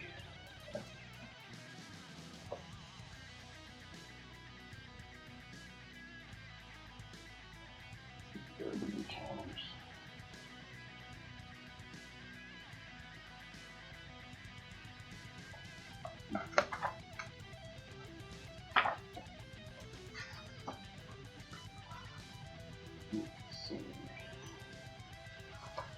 When in doubt, use the index. Encounters.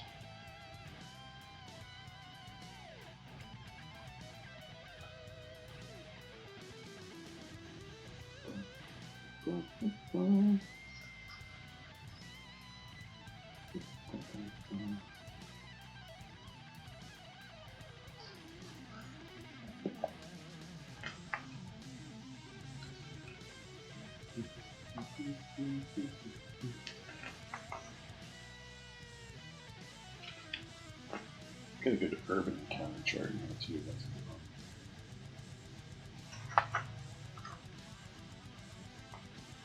cool.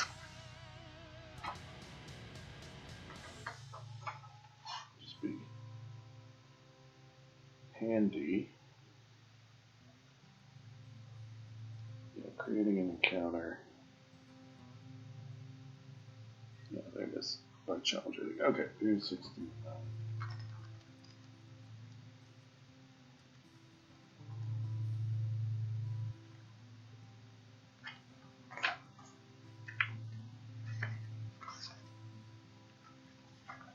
There we go. Okay, monsters by challenge rating is in your DMG. Starting at page 306. It has all the basic monsters. And then right before that, it does have your monster list by terrain. So that's what I was looking for. Okay, so we can look at something like grasslands or forest, or a combination of some of that kind of stuff. Hills, perhaps. So we're looking for fairly low CRs still. Our folks are levels 1 to 3, somewhere in that vicinity, so they're not super high yet. So we don't want to have challenges that are too much higher than what their level would be for a random encounter, because they will have to go on and do the rest of the adventure after this too. So we don't want to make it so deadly that they never get to the fun part.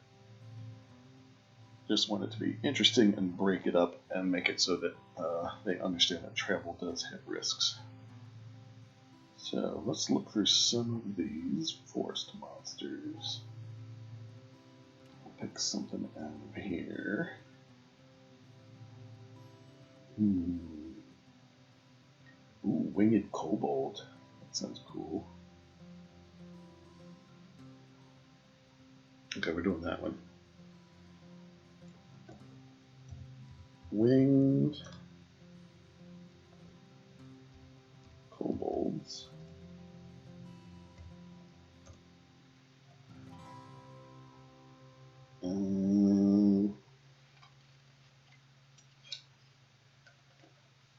I did forget to put the kobold icon, didn't I? Let's fix that right now, because that's what I wanted to do. 1 second. 1 second. Alright, so you're just going to want to move some stuff around. Let's make some space.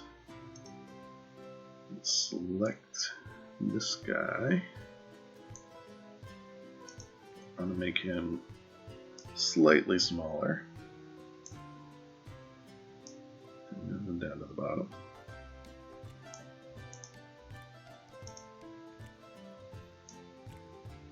Same with this dude.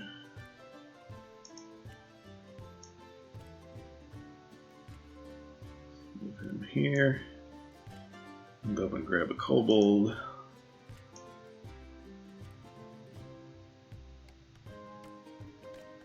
And copy and paste him down here.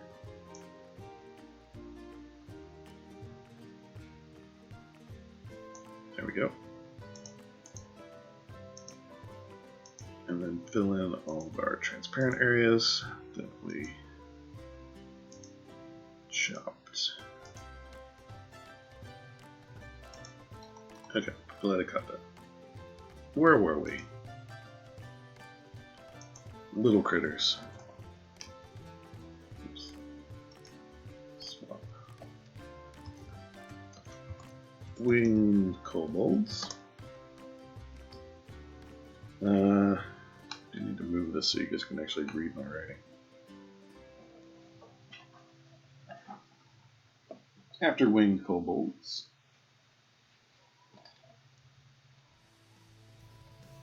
let's do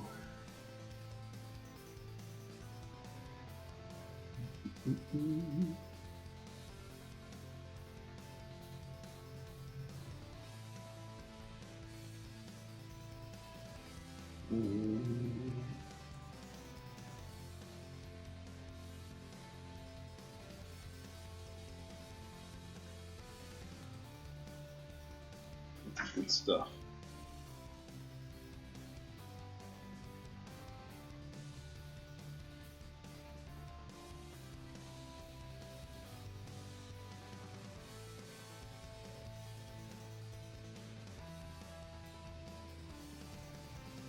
We'll do wargs. Wargs are fun.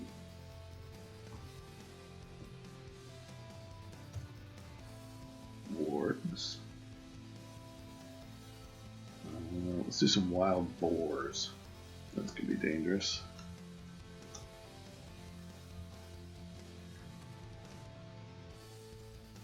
Is it boar or boars for plural? I don't know. And one more.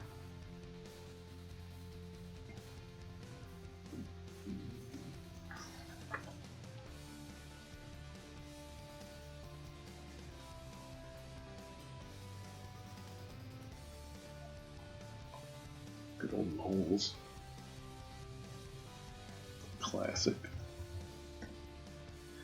Alright, now let's do some slightly beefier monsters. These guys can be up closer to the actual party level in terms of how tough they are. So you could have, in theory, an owlbear, for example, since we use that.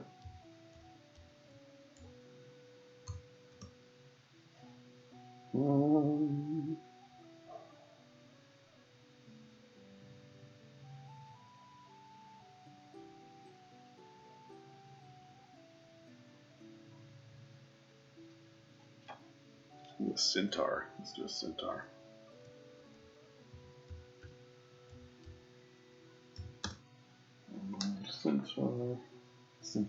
Centaur? I don't know. Something like that.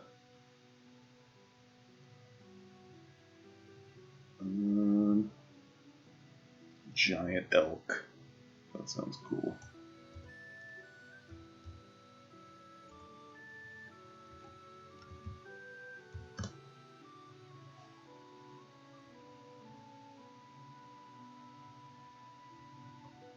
And a hippogriff. I think it's going to be our next one.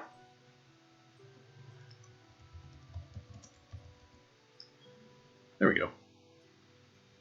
Okay, now we need some special treasures. This is treasure that would have been hidden or lost in the wilderness.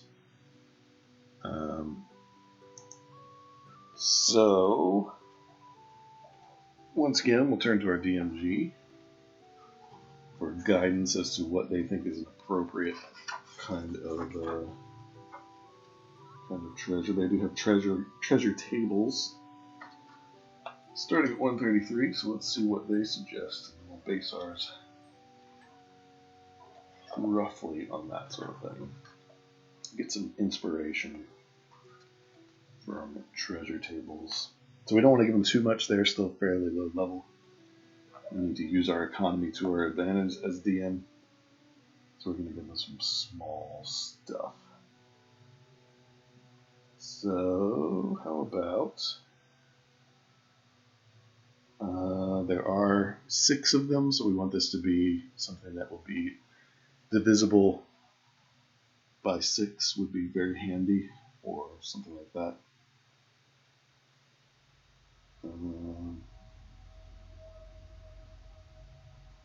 I think if we do...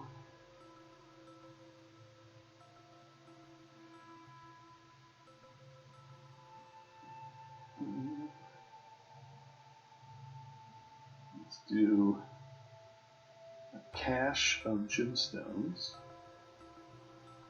Looking here for some cool ones.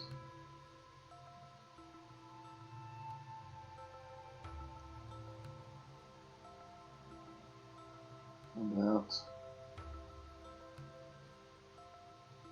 a cache of 12 bloodstones. Those are 50 apiece, so we'd end up with 100 gold each. So, cache of 12 bloodstones, which are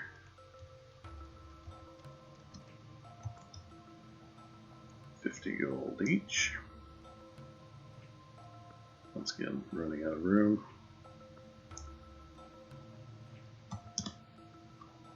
I can always expand the canvas a little bit if I need to.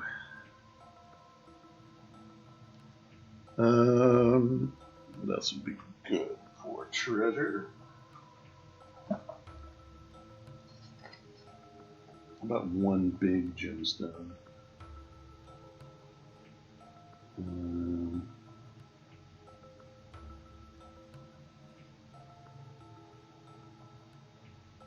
Do what a topaz, 500 gold piece topaz.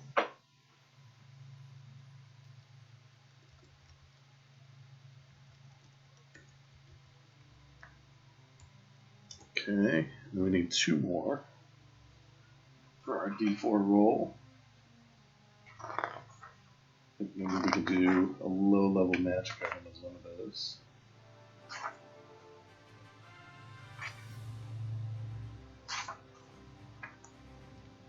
Let's get to our magic items section.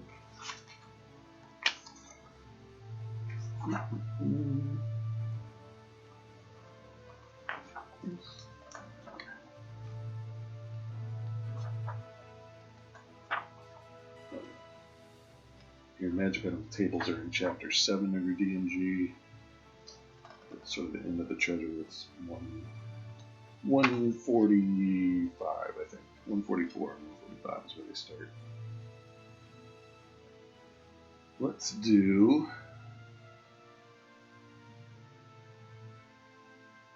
about 3 potions of healing.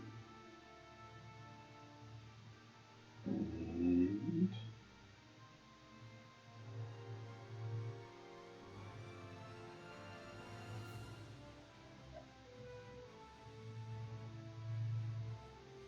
yeah, I think that's good.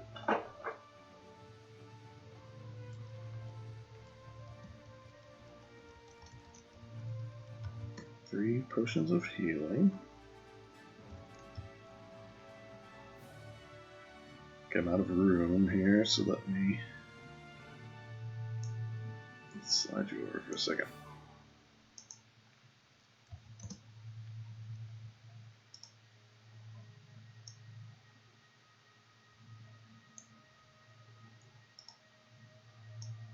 Slide you up a bit.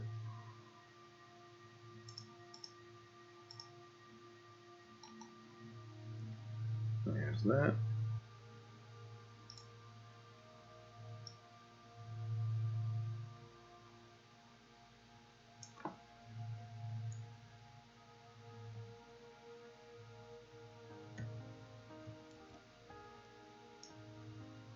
Put this back over here.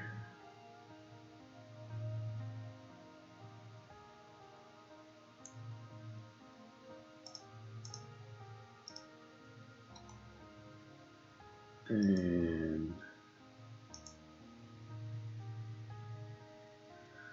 let's see, they've got about 100 gold each, so let's do 750 gold.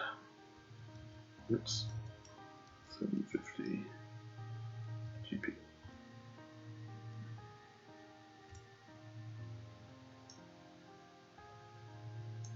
Okay. So the general idea is, let's say they know they're going to take, let's say you're rolling once every 6 hours, and they're going to travel for 24 hours in total. You would start them down here, perhaps, and then have them roll 2d6 and a d4. Every 6 hour period is an encounter check for your random encounters. You get 24 hours to travel, so you get 4 encounter checks. So, let me use my die roller on OP real quick. If you don't know, by the way, the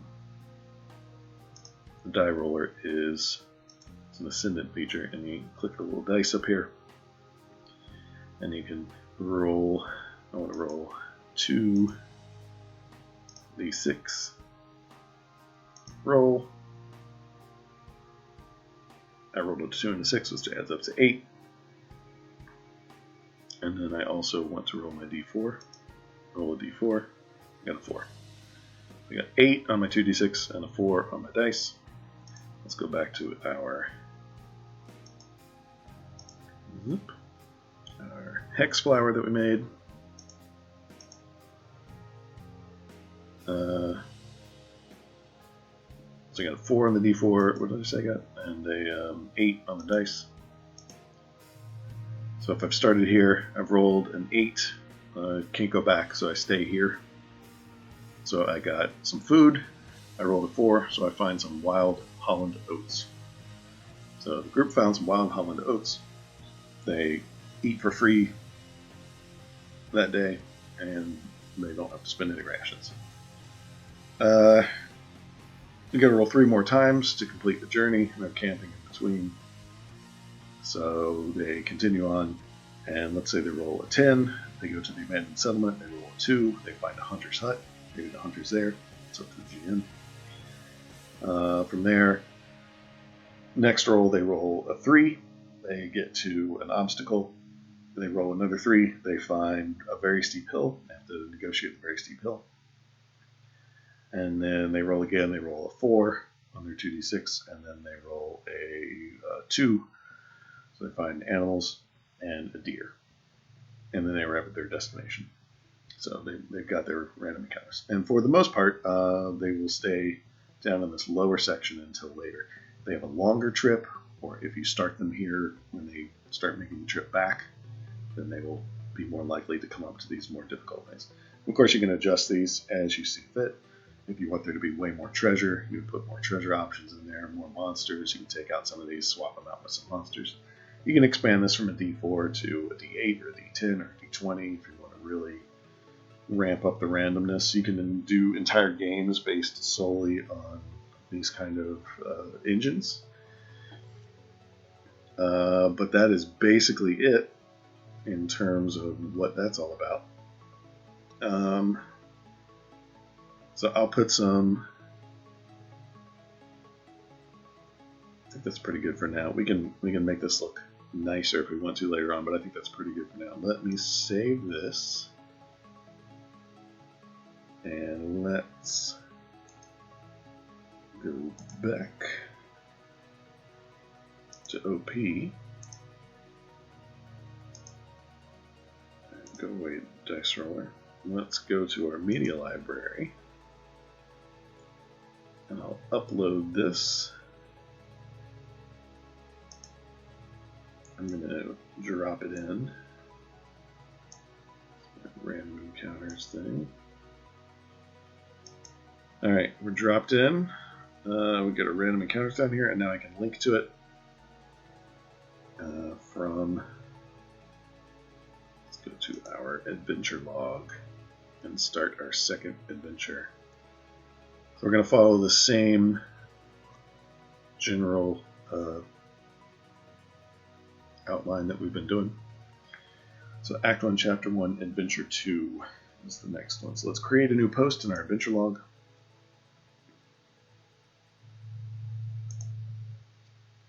Titled Act 1,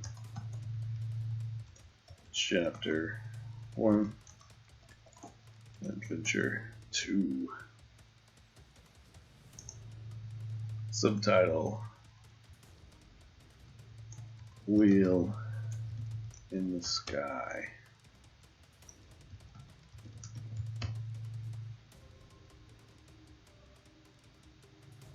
Alright, let's do our loose notes.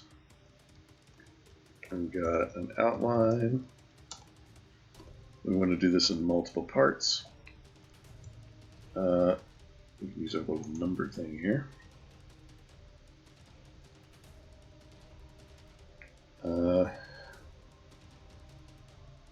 So I think we have the just making some loose notes here. We'll give these clever titles and stuff later on, but the mayor approaches the group with mission.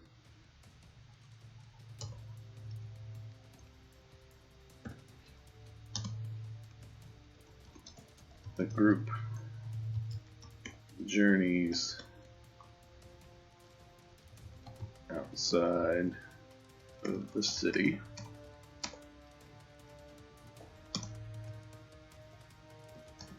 They find the wheel in the sky.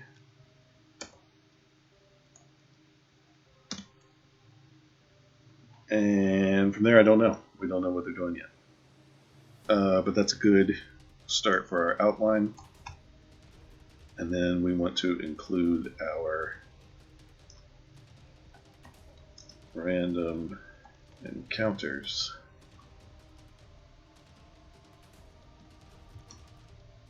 Let's just do random encounters. Okay, so we've got our instructions.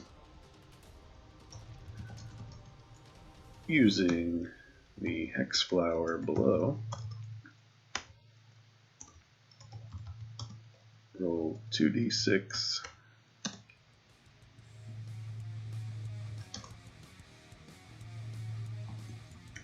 to determine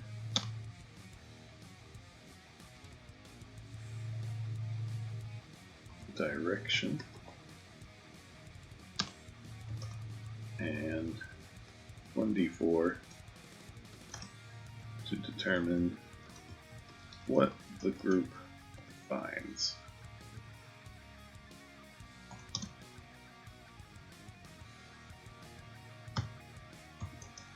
Make one check for every 6 hours spent outside of town.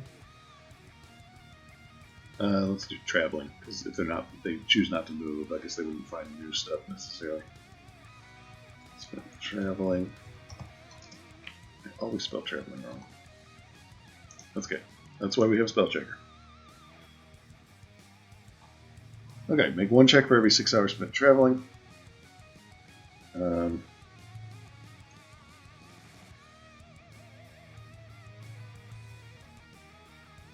If you roll to go off the edge of the hex flower, continue on in the same row or column on the other side, except in the cases where an X is blocking.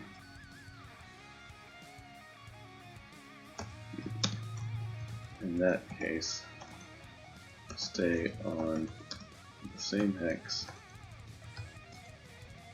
and roll d4. Okay, and then we're going to include our media embed right after that. Nope, not media. Image embed. And then put our little random encounter thing. Okay, that's a little big, probably.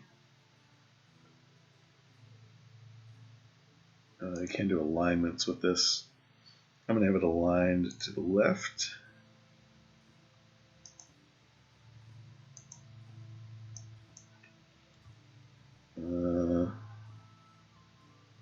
Those are our dimensions. Let's just see what it looks like with the regular dimensions.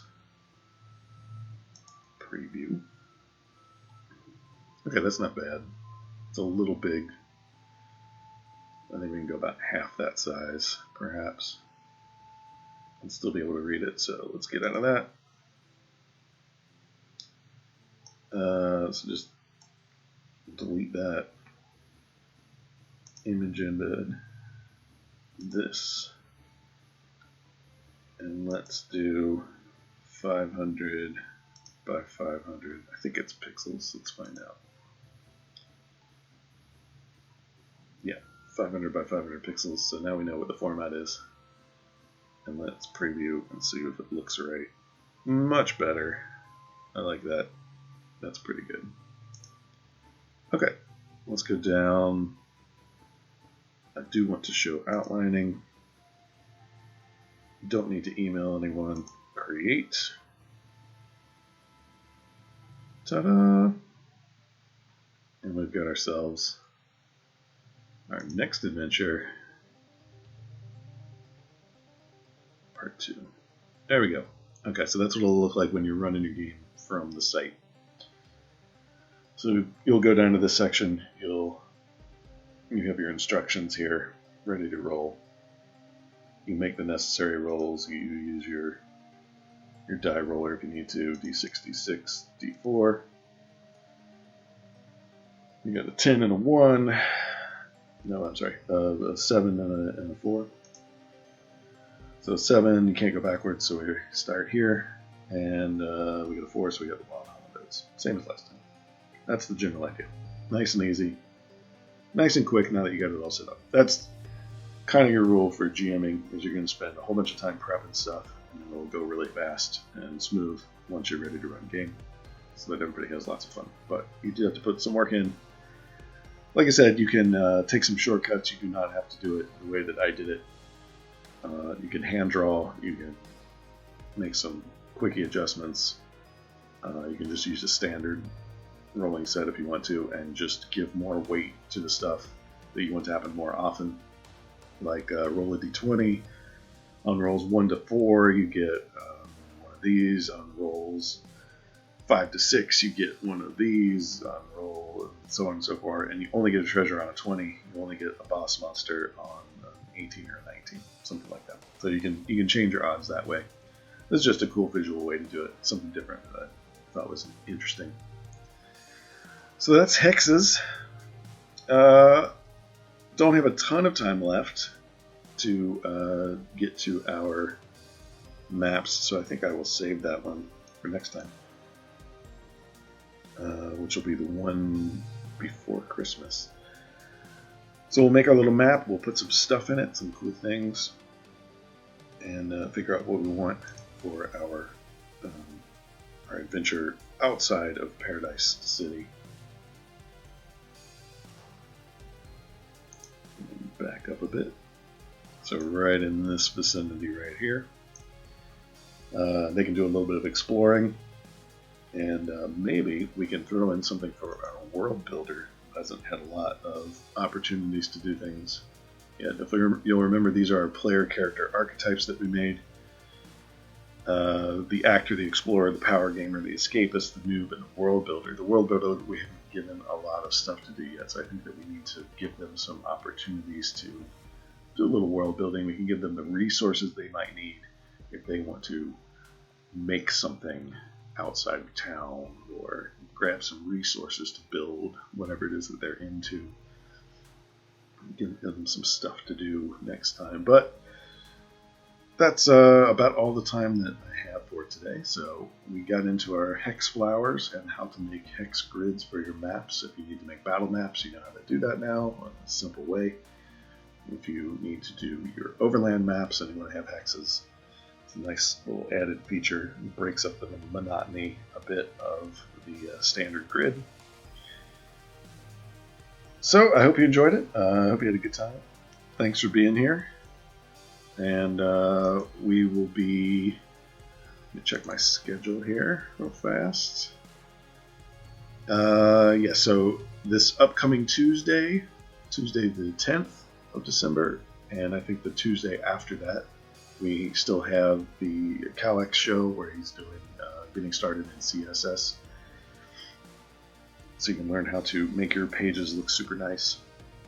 That will be at 10 p.m. Eastern Time, which is GMT -5. And then after the 17th, I think there's the holiday break, so we will probably not be having shows on Christmas Eve or on New Year's Eve. So be aware of that. We'll be back starting in the new year. And then my shows, I think I also have 2 more before the break. So next Thursday and the following Thursday, same game time, same bar channel. It's 11 a.m. Eastern Time, GMT -5. on the 12th and the 19th, and then a holiday break of some kind, and then back shortly after the new year. So that's that. That's Live Free or Die Barred. Thanks for being here. We'll get into some more adventure writing in the next episode 2, and see if we can crank out our second adventure and get these folks up to the next section. After they've done some exploring, we will get them on to the Ghosts of Perdition, the horror adventure in Marilyn's mansion, where Frampton comes alive. And then after that, adventure number 4, Appetite for Destruction, Massive Monster, Made of Mouths, the GNR, is discovered near Paradise City. And then beyond that, Rage Against the Machine. We will finally stop the evil of the Rock Organ and bring everything together for our first town. And then beyond that, we can move on to other parts of our world and get them out of the low-level stuff and into the mid-level stuff. That's it for Live Free or Die Barred. Thanks for being here. Appreciate it. See you next time. Bye-bye.